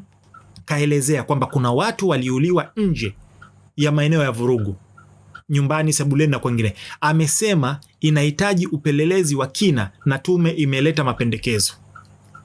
Hii ni vitu ambavyo hata mimi siungi mkono. Watu wote ambao waliuliwa kinyume na haki, DJ Sma anapinga 100%, na waliofanya hivyo wawajibishwe. Kasema kuna majeruhi 2390 ambao walifika kwenye vituo vya afya. Kulikuwa kuna issue ya madai ya halaiki, hajathibitika, na alielezea kwamba walienda mpaka eneo husika na wataalamu na matokeo ya utafiti wao kwamba ilikuwa ni uongo, haijaweza kuthibitika. Madhara ya kiuchumi kasema jumla ni bilioni 124. Bilioni 89 ambayo ni 71% ni ya watu binafsi, na 36 bilioni ni ambayo ni 28% ni ya serikali. Sasa unadhani maisha ya watu binafsi yamerudishwa nyuma kiasi gani? Na hii ni kutokana na kauli za watu ambao walikuwa wanasema, unasikia kabisa, nenda kachome mtu fulani, nenda kamvamie mtu fulani. Yani hao watu natamani wachukuliwe hatua, ila jiulize wamerudishwa nyuma kiasi gani? Wapo ambao wengine ni maarufu, wengine sio maarufu. Kuna vituo vya mafuta tuliona ambao kulikuwa kuna magari zaidi ya 20 yalichomwa moto. Kuna watu ambao ni maarufu kama Shishi palichomwa, sasa mpaka sasa hivi sijui hata anafanyaje au anaishije. kuna watu ambao hawata recover daima kutokana na madhara ya kisaikolojia. Jaji Chande alielezea mstaafu mmoja ambaye alichukua almost mkopo wa milioni 150 kwenda kununua tipa likachomwa moto. Sasa yule ana recover vipi? Na benki hawanaga urafiki. Wanafikiri watamuelewa. Yaani wanakuambia benki wakati wa kuja kukupa mkopo wanakupa pesa kali. Inakuchekea, ina sauti nzuri, utapewa kahawa, kashata, ila wamba ambao wanakuja kukudai. Ni kama wale wanaokaga barabarani kukamata madeni wale. Aise, wale watu wale. Ila wale nao pia natamani pia washughulikiwe. Hawatumii njia sahihi za kukamata magari na jinsi wanavyovamia na utaratibu wao na code of conduct yao sio ya kistaarabu. Natamani pia hili litazamwe. Ila pia kwenye serikali bilioni 36. Unadhani hiyo hela ya kurekebisha hiyo miundombinu inatoka wapi? Si kwenye kodi zetu? Budget imeshapitishwa. Vitu vimeharibika, ina maana inabidi ipatikane. It's either tukakope au either tupunguze matumizi au tuongeze kodi. Ila lau visingeharibiwa, ina maana bilioni 36 ingeenda kutumika kwenye mambo mengine ya maendeleo. Juzi nilipokuwa kwenye uzinduzi wa drone za TANESCO, mkurugenzi alielezea vizuri sana. Akasema nilimuuliza sisi raia tufanye vipi? Akasema tunaomba muwe mnatupa ripoti. Na katika ripoti hiyo akasema kwa sababu inapotokea mtu anaharibu transformer, sisi tunayo transformer ambayo tulitakiwa twende tukaifunge sehemu mpya kwa sababu ya kuwapa umeme watu wengine. Hii inapoharibika inabidi tuchukue hiyo kwenda kurekebisha ambayo imeharibika. Kwa hiyo tunarudi nyuma. Kama ni 10 zilitakiwa tufunge sehemu 10, inabidi kwenda kuzirudisha huko. Kwa hiyo tunarudishana nyuma. Kwa hiyo ni vitu ambavyo lazima tuwe tunafikiria katika madhara ya hivi vitu. Kwa sababu waliokuwa wanachoma wanasema hela zetu hizi, hela zetu. Sawa, hela zetu, lakini kuna wengine pia ambazo pia ni hela zao, sio nyinyi peke yenu. Na sisi ambao hatuna itikadi kama ya kwenu pia tumechangia. Kwa hiyo na sisi pia tuna haki kwenye hizo hela na hatukubaliani uharibifu. Ila kasema kitu kimoja kwamba kiuchumi, uaminifu wa ukopaji hatujaathirika, bado tuko pale pale B1. Maana yake ni kwamba uaminifu wa Tanzania bado uko intact kimataifa. Sasa kwanza hapa nitoe DJ Sma anatoa hongera sana kwa vituo vya afya na staff wote kwa kazi nzito kwa kipindi hicho. Kuna watu walifanya kazi siku 3 mfululizo, kuna watu hawakwenda nyumbani, kuna watu walipita katika kutoka nyumbani kwenda hospitali na kurudi, mazingira hayakuwa rafiki. Kwa hiyo big up sana. Anasema ubaini wa ghasia na hatua zilizochukuliwa, kuna viashiria vilianza takriban miezi 6 kabla, kaelezea. DJ Sma anasema kwenye hili vyombo vyetu vilifeli. Yaani vyombo kwenye intelligence gathering na kuangalia nani kwenye intelligence yetu walifanya kazi kwa mazoea. Yaani inatakiwa tuwe very dynamic. Mambo yanapobadilika na sisi tunabadilika. Tusiwe tu kwamba tunafanya kazi kwa mazoea, haijawahi kutokea kwa hiyo tokea mpaka yatukute. Nashauri kwamba hii iwe ni funzo, tuwe very dynamic. Tunaenda accordingly, tuna adapt wepesi sana. Ila kwenye hili kwa kweli vyombo vyetu vya intelijensia mlitufelisha. Mlikuwa mnaweza kudetect mwanzo na hii ni kwa sababu yani naongea sio kwa hisia lakini kwa facts. Jaji Chande anasema kuna watu walipewa training ya siku 28. Intelijensia yetu mlikuwa wapi? Anasema kuna baadhi ya vituo vya training vilikuwa mita 10 kutoka kituo cha polisi. Hii ni failure of intelligence au complicit. Either vile wahusika katika hivyo vyuo vya polisi na wao walikuwa wanahusika humo ndani. 10 meters kwa siku 28. Mifumo yetu ya mjumbe wa nyumba 10, serikali za mitaa na hizi taasisi zingine inabidi tujitathmini tena upya. Na kuna njia za zamani ambazo zinabidi zirudi. Na kuna report actually nilishai kuiandika na nikamtumia baadhi ya ndugu yangu ambayo yuko baadhi ya sehemu na nikaiweka kwenye channel yangu. Nadhani nitaitumia mapendekezo yangu kwa sababu ya kudhibiti hivi vitu visijirudie tena.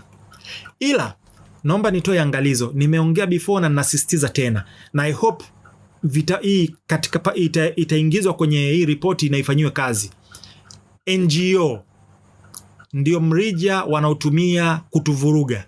Itungwe sheria mpya za NGO za udhibiti wa hali ya juu. Sisemi tuzuie, za kudhibiti ili kuchuja NGO zitakazo function katika nchi yetu ziwe zenye manufaa na zisiwe zinatumika kwa sababu ya kutuletea mapicha picha na maupinde na mavurugu mengine. Kasema kuhusu askari kutumia silaha, ripoti iko very fair. Kaelezea kwamba kuna vituo vilivamiwa mpaka polisi waliokuwepo kwenye vituo wakakimbia, lakini kasema kwamba kuna askari ambao imeripotiwa walienda kupiga watu risasi kinyume na code of conduct yao, au kuna kitu kinaitwa rules of engagement. Kwa hiyo anaelezea kama kuna mtoto, baba alikuwa na mtoto wake akapigwa, kuna wengine alipigwa risasi alafu avoanguka akapigwa tena risasi 3 pale juu. Kwa kweli uwasilishaji umekuwa very fair, na akapendekeza uchunguzi wa kina kufanyika. Ila kutokana na hii pia nashauri kwamba iwe ni standard, vituo vyote vya polisi nchini viekewe CCTV ambayo itaunganishwa na cloud storage. Itakuwa center moja, taarifa zote zinakuwa recorded pale. Ila pia viunga vyote vya muhimu nchini, yani zile major locations za muhimu, pia ziekewe surveillance za CCTV. Na nishatoa makala juu ya drones na kupendekeza vikosi vya usalama kwa adapti. Makala tayari ipo ambao wameweza kuifanyia kazi well and good. Na naomba nikumbushe kitu kimoja, tume hii ni kwa ajili ya fact finding, sio mahakama ya kutoa hukumu wala idara ya upelelezi. Hizi mamlaka zipo, hatua zitafuatia kutokana na uchunguzi na upelelezi. Sasa hapa nataka tumalizie kwa kitu kimoja cha mwisho, maridhiano na katiba mpya. Mimi sielewi kabisa, hebu nisaidieni, maridhiano ya nini? Ya nani na nani? Kwa sababu gani? Mimi binafsi DJ Sma sioni, akili yangu yani na intelligence yangu hainiambii, sioni haja ya maridhiano. Swali, ninaona nini? Mimi naona haja ya vitu viwili, ya maboresho ya sera za utawala bora. Vikipatikana hivi, sera bora na utawala bora, Watanzania wengi wataridhia. Hiyo ya kwanza. Ila badala ya maridhiano, ninapendekeza kuwe kuna ushirikiano kati ya serikali, chama tawala, upinzani, sekta binafsi, taasisi za kidini, raia. Kwa pamoja tujenge nchi. Nashauri kuwe kuna baraza la ushirikiano ambalo mambo ya muhimu yataikwa pale, watu watajadiliana kutoa mapendekezo, na serikali itaangalia yanayofaa kuchukuliwa na vile kufanyika kazi, kwa sababu kuna vitu vinaweza vikafaa lakini haviwezi kufanyiwa kazi. Ambavyo vitafaa kuchukuliwa na kufanyiwa kazi vifanyiwe kazi, ila iwe ni non binding, kwa sababu kisha itengeneza hiyo binding itaibua mtafaruku mwingine mkubwa sana. Kwa sababu let's say tuwe ukweli, ukiacha Chadema ambao wao binafsi walisema hatushiriki na wakagoma, je, kuna vyama 10 ambavyo vilishiriki uchaguzi. Sasa maridhiano ya nani na nani? Mimi nadhani tu ni ushirikiano. Kuna baadhi ya vitu ambavyo serikali iwe inakaa kama vile inahusisha taasisi za kidini, wanakaa nao, wanashauriana, wanawapa majukumu taasisi za kidini ziweze zikafikishe. Kama ni upinzani, kupata maoni yao, kushirikiana nao. Baadhi ya vitu vidogo wanaweza wakashirikiana, na tumeona kusema kweli mara kadhaa serikali ikiita viongozi wa upinzani wamekaa wakiongea, wakijadili. Hii issue imekuwepo. Sema sasa hivi kwa uongozi ambao upo, chama ambacho ndo kinasababisha mtafaruku mkubwa sana, sioni haya yakitokea. Yani hawana mentality hiyo kabisa, wao ni vurugu mwanzo mwisho.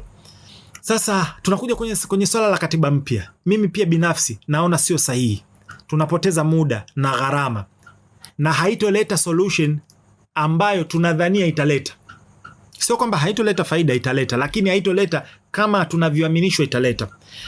Twende kwa ushahidi. Kuna nchi hazina katiba kabisa, Dubai, Saudia, Oman, Bahrain na nchi zingine, ila wanaishi vizuri sana. Kwa sababu gani? Wana uongozi bora. Sasa tuangalie nchi ambazo zina katiba, ni nchi kubwa na nchi katiba zao zina muda gani. Mfano Marekani, katiba yao ni ya mwaka 1789. Ndio hiyo mpaka leo ipo. Imefanyiwa amendment takriban mara 20, ila ndo katiba hiyo. Ushasikia wa Marekani wakidai katiba mpya?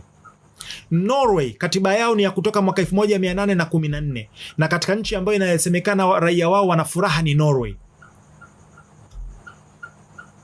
Canada mwaka 1887 na inasemekana kwamba katika nchi ambazo ni bora za kuishi mojawapo ni Canada. India wana constitution ambayo ya mwaka 1950 ambayo is the longest written national constitution in the world at that time. Ina vipengele vya 395.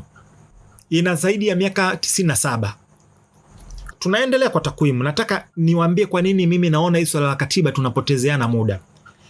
Tupitie kwa ufupi.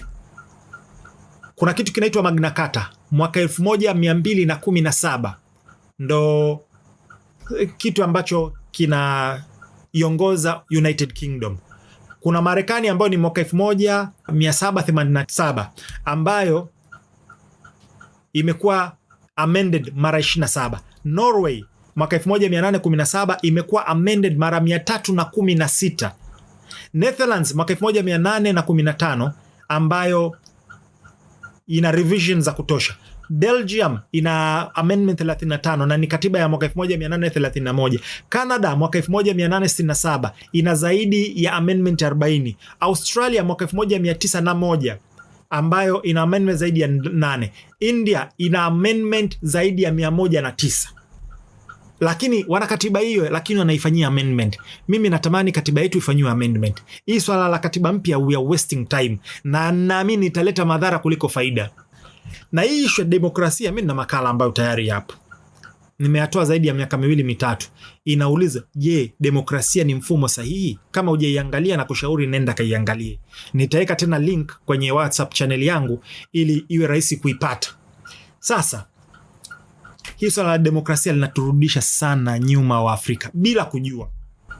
Au ngoje nikuulize, ushasikia hizi nchi ambazo nimezitaja hapo juu za magharibi zikililia katiba mpya?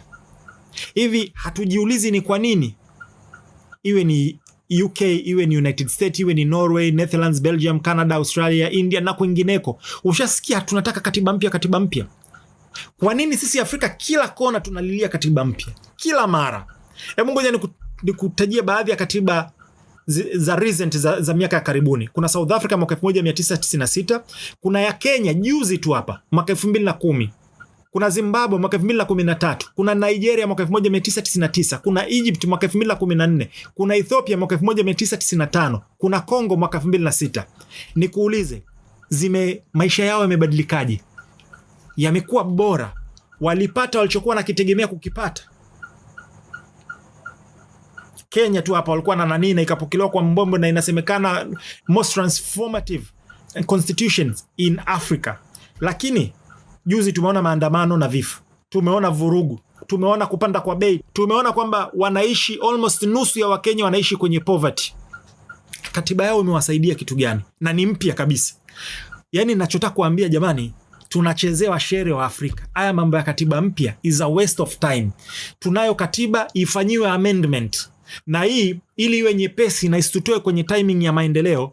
Kila mwaka waziri wa sheria, kila mwaka wanaangalia bana, kuna vipengele 1, 2, 3 ambavyo tunashauri vifanyiwe amendment, inawekwa bungeni, wanafanya amendment kila mwaka hivyo. Kwa hiyo tuwe tunaiupdate kadri ya mahitaji yake yanavyohitajika. Ila hii kusema katiba mpya, na waambieni kwamba italeta madhara kuliko faida.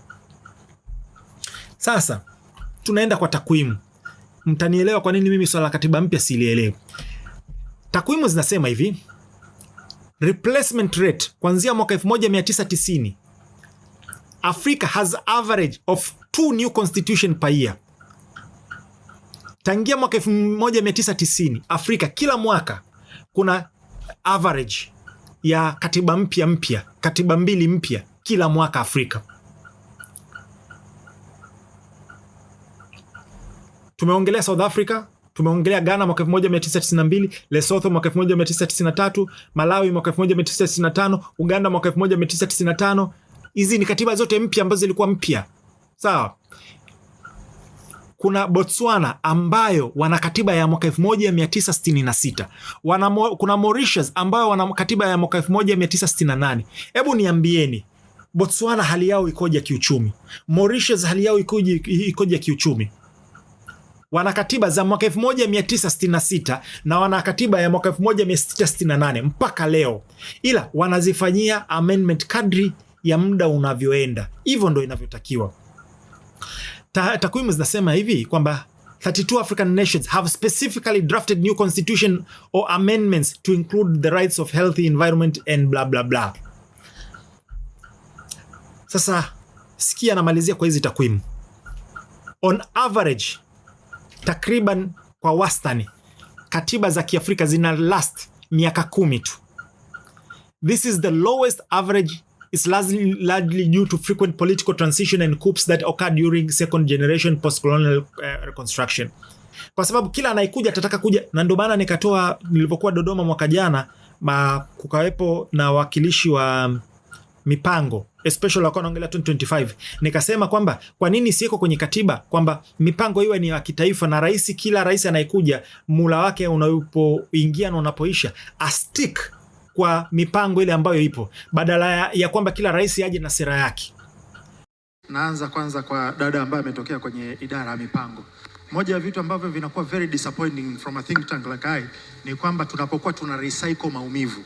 Every time kuna lawama kwamba, na mzee wetu ameongelea pale na profesa pia, kwamba kila inapokuja awamu ya rais anakuja na mikakati tofauti, which means in reality mipango yenu mnayofanya is ineffective, kwa sababu nyinyi mtafanya mipango, anapokuja rais ana mipango yake tofauti, mipango yenu inakaa pembeni, na ni kitu ambacho ni very disappointing. Sasa swali langu ni moja, since nyinyi mnapanga mipango na tunafahamu kwamba bunge kazi yake ni kutunga sheria, mnaonaje kwamba mipango mnayoifanya ipitishwe bungeni iwe ni sheria, na kila rais anayekuja kutokana na sheria ya nchi yetu awe kazi yake ni kuimplement hii mipango ambayo mumeipitisha nyinyi?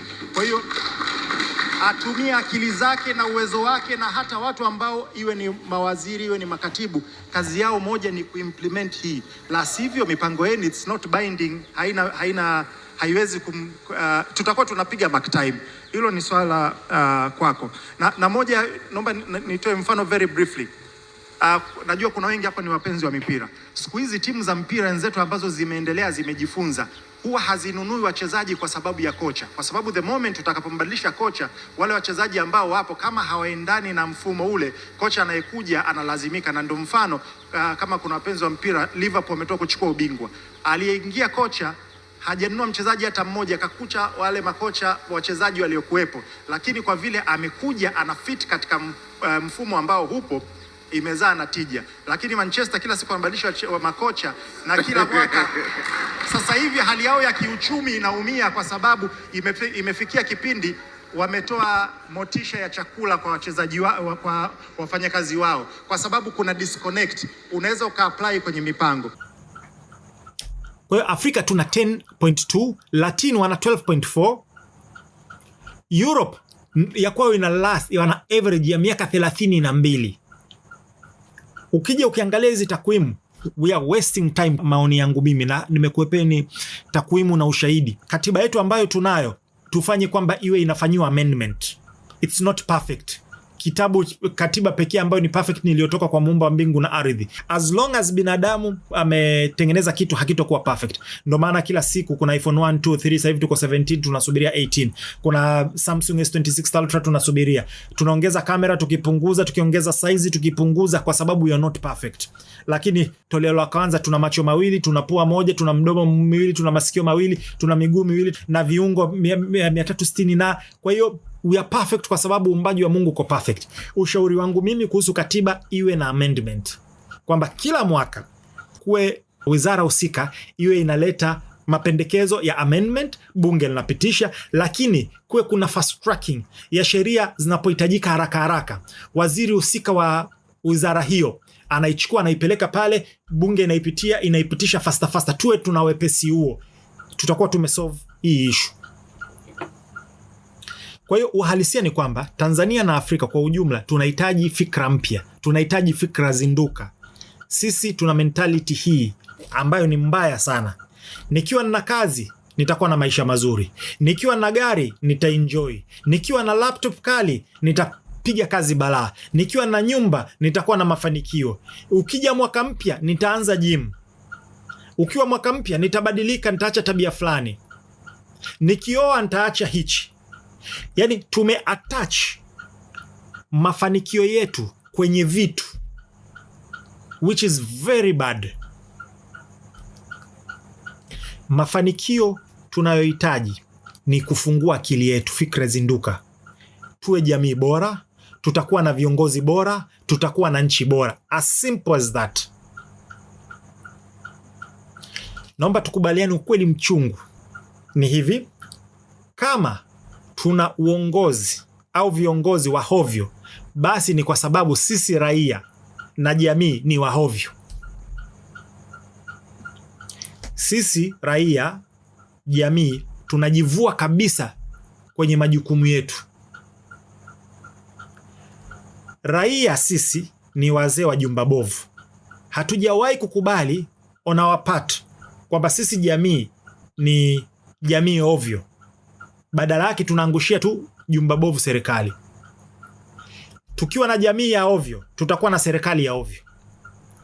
Sisi ni waongo, sisi ni watoa rushwa, sisi ni wazinifu, sisi ni wazazi wa ovyo, sisi ni wachafu. Kwani mitaa yetu inayochafua ni serikali? Ni sisi. Sisi ndo tunatupatupa vitu ovyo. Mnakumbuka miaka fulani Moshi ilikuwa inasifika kwa usafi? Si ni jamii ya Moshi ndo ilikuwa inalinda usafi? Sasa mfano black and white uko wazi. Kuna maeneo sisi Dar es Salaam ni wachafu kwa sababu raia wake na jamii ni chafu. Kipindi kile Moshi ilikuwa inasifika kwa usafi kwa sababu jamii yake ilikuwa ni wasafi. Na naomba uniambie kwa sasa hivi ni mkoa gani ambao ndo msafi zaidi kwa Bongo? Sasa nakuuliza swali.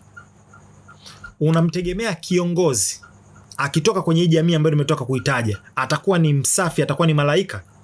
Jamii ya hovyo, mnategemea mwenyekiti wa mtaa ataacha kuuza viwanja hovyo? Jamii wezi na fisadi wakwepa kulipa kodi, mnategemea akitoka mbunge aende awe mwadilifu bungeni, aache kupigania kuongezwa marupurupu alafu akujali wewe? Mfumo wa elimu na wazazi kwenye ulezi wameacha malezi ya ustaarabu na uzalendo. Unategemea waziri ataacha kwenda kusaini mikataba ya ovyo? Na sisemi kwamba waziri ameenda kusaini mikataba ya ovyo, lakini ninachosema waziri ametoka kwenye jamii. Kwa hiyo huku tukishakuwa kwamba kwenye mifumo yetu ya elimu haina uzalendo na walezi na viongozi wetu wa kidini hawajakuza watu wenye maadili mazuri, tutegemee mtu ambaye atakuja kuwa waziri ambaye katoka huku chini ataenda kuwa mpigaji tu. Lazima tuambizane ukweli mchungu, tuache kunyoshea watu vidole. Wewe hapo naomba nikuulize, mwaka huu tu ushatoa rushwa mara ngapi? Nikuulize, umepita taa nyekundu mara ngapi? Nikuulize, umekwepa kulipa kodi ambayo ni stahiki inatakiwa ulipe kwenye serikali mara ngapi? Sehemu ambazo ulitakiwa uchukue risiti mara ngapi umwambie usinipe risiti, mimi nipe tu niondoke? Wewe mfanyabiashara ni ngapi ambazo umepiga bila kutoa risiti? Umedanganya mara ngapi? Iwe ni polisi, traffic ofisini, iwe ni mlinzi, TRA, etc. Tuache double standard. Sisi jamii tuna part ya kuplay. Ila ameongelea issue ya ajira pia Jaji Chande. Ni moja ya vitu ambavyo vinatakiwa kufanyiwa kazi, na hiyo tumeielezea. Utayari wa majanga, mimi nilisema, na nakumbuka tulifanya coverage mimi na Sky ilipodondoka lile jengo Kariakoo, na akaja aliyekuwa waziri mkuu wa kipindi hicho Majaliwa, na niliongea naye, na bahati nzuri alisimama na akanisikiliza. Nikasema kwa nini tusiwe proactive badala ya kuwa reactive? Mpaka inapotokea tatizo ndo nasikia kwamba tumefulani ende kapime na nini na nini. Alinijibu vizuri na ilikuwa sahihi kwamba acha tudili na hii, then tutatengeneza mfumo ambao utakuwa hivyo. Kwa hiyo kwa ufupi, kuhusu majanga, tuwe proactive, tusisubiri mpaka majanga atokee ndo tuanze kunani. Ila nikatoa wazo ili kuwa na capacity ya kuweza kudili na majanga. Tumeona kwamba nchi zetu za East Africa hatuna capacity ya kudili na majanga. Sasa solution ni nini? Iundwe tume ya majanga ya East Africa. tuangalie ni vifaa gani, ni wataalamu gani na miundombinu gani ambayo tunahitaji East Africa kwa sababu ya kukabiliana na majanga, iwe ni kuvita, iwe ni kudondoka majengo au aina maafa na vitu vingine. Alafu tugawane majukumu. Tanzania tununue nini, Kenya wanunue nini, Uganda wanunue nini, Rwanda wanunue nini, na viwe wapi, na logistic yake ikoje. Inapotokea moja kati ya nchi ina majanga, mfano kama ile ya Tanzania, Dar es Salaam, jengo kudondoka, inakuwa triggered. Tunapata waokoaji ambao ni wabobezi na wataalamu kutoka Uganda, Rwanda, Kenya, Uganda, wanakuja na miundombinu na vifaa kwa pamoja na kushirikiana na Watanzania, wanaongeza nguvu, ile issue ingeweza kufanyika haraka. Kwa hiyo ni pendekezo tu, kama wataona linafaa linaweza likafanywa kitu. Ila naomba nimalizie kwa kusema Jaji Chande na timu yake wapewe maua. Tanzania imedhihirisha tena kwa ubora na uweledi, tuna uwezo wa kushughulikia mambo yetu wenyewe. Na kama nilivyoelezea hapo juu kwamba tuelewe na wala watu tusijichanganye. Ni tume ya fact finding, sio tume ya mahakama inatoa hukumu, wala sio tume ya upelelezi ya kufanya upelelezi, wala sio tume ya sheria kuamua nani yuko sahihi nani hayuko sahihi. Kwa hivyo ni vitu ambavyo tufahamu, lakini wamefanya kazi nzuri sana, wapewe maua yao. Big up sana kwa Jaji Chande na timu yake, ongereni sana, mmetuheshimisha, mmeonyesha kwamba tuna uweledi na capacity ya kudili na vitu vyetu. Nothing is perfect, na sisi wenyewe hatuko perfect. Au ambao tunakosoa, sisi wenyewe tuna mapungufu yetu, lakini huwa sisi mapungufu yetu tutataki kuyasikia. Anyway, akaingia Mheshimiwa Rais kwa ufupi kabisa. Kasema kwamba Jumuiya ya Madola, Jumuiya ya Wanawake Afrika na wengineo walituma wawakilishi wao Tanzania. Na serikali ikakaa ikaongea nao ikawaeleza situation, na hizi jumuiya zikasema iwapo tunahitaji msaada wote kutoka kwao wako tayari kushirikiana. Na akasema kwamba hakuna anayeumia kuliko sisi wa Tanzania. Hiyo ni kweli, especially ambao tuko hapa. Hiyo ni black and white. Ila kuna jambo zito sana ambalo kaliongea na Watanzania wengi tunalichukulia kwa wepesi. Na hii nimeshaiongelea several times. Na juzi kwenye GPS ya juzi tu nimetoka kusema. Nimetoka ziara kutoka Dar es Salaam kwenda nyanda za juu kusini. Kutoka Dar es Salaam, Morogoro, Mbeya, Iringa, Sumbawanga, Rukwa na kwingineko. Nimepita Kipanga Mpengere, nimepita Kitulo, Mbamba Bay, Ziwa Tanganyika, Rukwa na kwingineko ambapo nimepika. Watanzania sisi ni wamoja. Tumeunganishwa kama nchi moja, pamoja na kwamba kuna makabila mengi. Tuna upendo, tuna ukarimu, tuna ushirikiano. Tena watu wa hiyo eneo nimesema jamani niwape maua yao, ni watu wakarimu sana, waungwana sana. Unatembea unajihisi kabisa niko kwenye nchi moja, niko kwenye nchi yangu na ina umoja. Alafu kote nilikuwa na uwezo wa kuwasiliana kwa Kiswahili. Yaani hii ni moja ya sifa ya nchi yetu. Kuna nchi tu hapa ambapo ukitoka eneo moja kwenda kingine lugha ni gongana.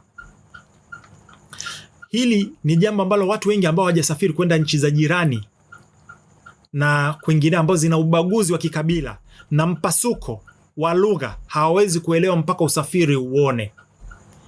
Nyerere alicheza sana kwenye hili specifically kuiunganisha nchi. Na Rais wa Jamhuri ya Muungano wa Tanzania ameongelea hili na akanukuu Nyerere jinsi alivyo, akasema jinsi tulivyoipokea nchi tulikuwa na makabila lakini tumeweza kuiunganisha na tukawa na nchi moja. Ila kuna nukuu ya Kwame Nkrumah, ukitaka kumla tembo mkate vipande vipande. Na hichi ndio kitu ambacho tunakiona imetokea Tanzania. Tumeona xenophobia ambayo ipo South Africa. Jinsi wa Afrika wenyewe kwa wenyewe tunatafunana, tunaumizana wenyewe kwa wenyewe na mambo mengine ambayo yuko hapo. Tumeona Ethiopia kajenga damu, lakini Egypt ataki, tunatafunana wenyewe kwa wenyewe.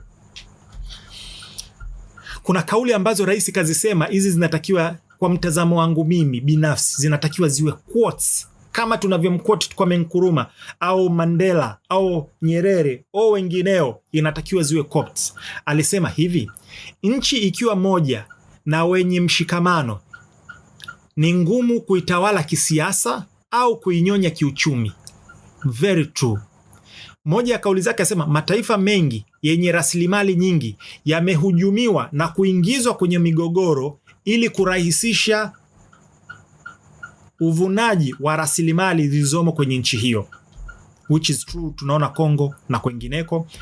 Moja ya sababu kubwa ya umaskini wa nchi nyingi ni migogoro ya wenyewe kwa wenyewe, na anayewagombanisha yuko nje, anaendelea kufaidika na rasilimali hizo. Yani hizi ni quotes ambazo 3 nimezichukua pale, natamani zitengenezwe kabisa zio quotes, zichukuliwe kwa sababu ni kweli. Afrika tutengenezi silaha. Ukisikia sehemu wanapigana, zinatoka wapi? Zinatoka nje. Training zinatoka wapi? Zinatoka nje. Ufadhili unatoka wapi? Unatoka nje. Kwa hiyo mwisho wa siku anachokisema it's very true. Na ameelezea kwamba kutoka na ripoti ya Jaji Chande, watu walitoa mafunzo kuratibu vurugu, walikuwa wamejipanga. Bila kazi imara na madhubuti ya vyombo vya usalama, hali isingekuwa shwari kama ilivyokuwa. Kwa kweli vyombo vya usalama vingiregea kwa jinsi watu walivyokuwa wamejipanga, hali ingekuwa mbaya. Kuna vitu na matukio yalitokea ambayo ni ya kusikitisha na natamani visingetokea, ila kuna baadhi ya hatua zilichukuliwa ili kuhakikisha nchi kama nchi ina prevail. Ila pia alisema jambo moja la muhimu sana ambalo Watanzania wengi walihitaji kulisikia, ila Watanzania wengi wanalitamani kwa double standard. Amesema Rais wa Jamhuri ya Muungano wa Tanzania, Rais Samia Suluhu Hassan, wale ambao walikiuka utaratibu na kanuni za kazi zao watawajibishwa. Ili ni kitu ambacho Watanzania wametamani sana kulisikia, ila kitu ambacho upande wa pili hatutaki kulisikia wala hatuulizi. Na sisi ambao tulivunja sheria na kukiuka utaratibu pia tushughulikiwe. Mbona tuulizi? Anyway, mwamba ngoma uvutia kwake. Rais alielezea hatua alizochukua kuboresha mazingira ya siasa nchini kuliko alivyokuta, na hii ni very black and white. Alivyoingia, hali ya siasa ilivyokuwepo, mimi binafsi kusema kweli, black and white, natamani angeendelea na utaratibu wa siasa aliyokuta, ule wa Magu aliokuwa anaendelea nao. Sio 100%, lakini ulikuwa umeleta stability katika nchi kama nchi. Hizi figisu na vimaneno ambavyo vilikuwa vinaleta vurugu ndani ya nchi vilikuwa vimetulizwa. Ila kuna watu walikuwa wanasema vitu vya kweli, wale si wana haki ya kuelezea, kwa sababu kuna watu watageneralize maneno yangu. Ila aliruhusu watu waliokuwa jela amewatoa, watu waliokuwa na kesi aliwafutia.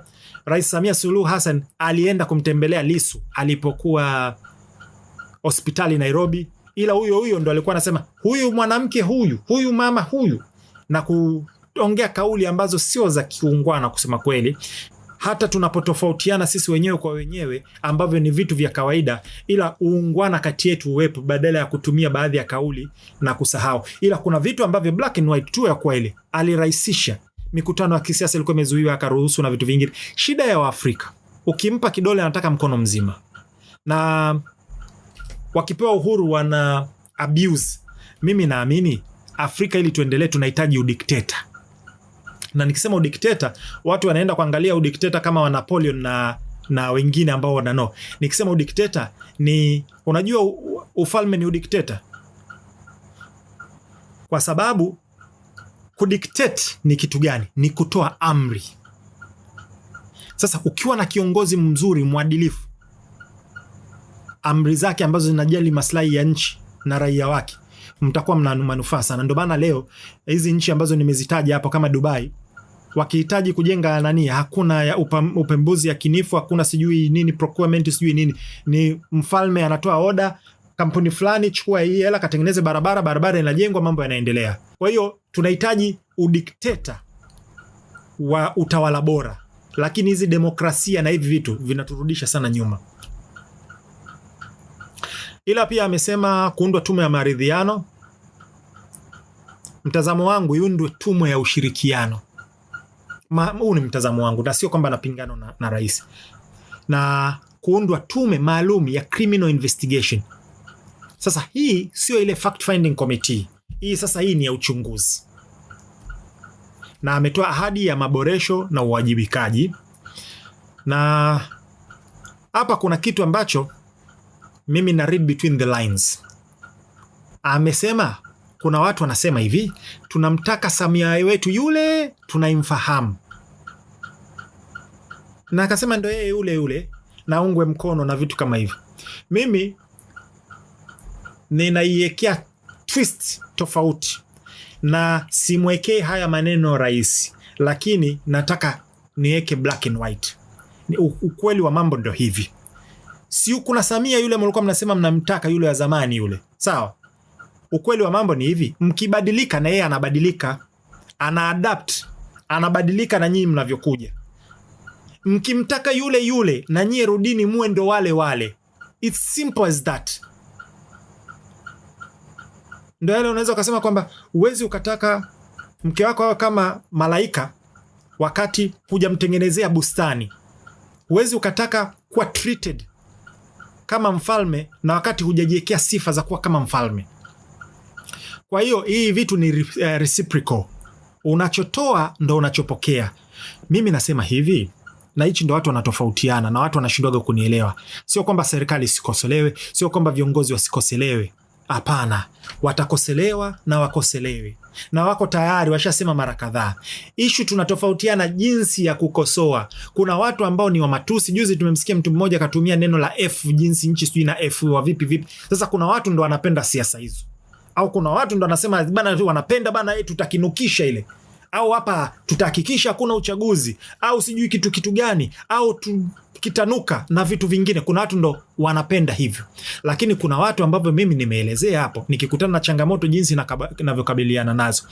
Kwenye Biblia imeelezea jinsi ya deal na kurekebisha mambo kwa hekima na busara, na kwenye Qur'an pia imeelezea, na hata Muumba mbingu na ardhi wakati anamtuma Nabii Musa na ndugu yake kwenda kwa Firauni.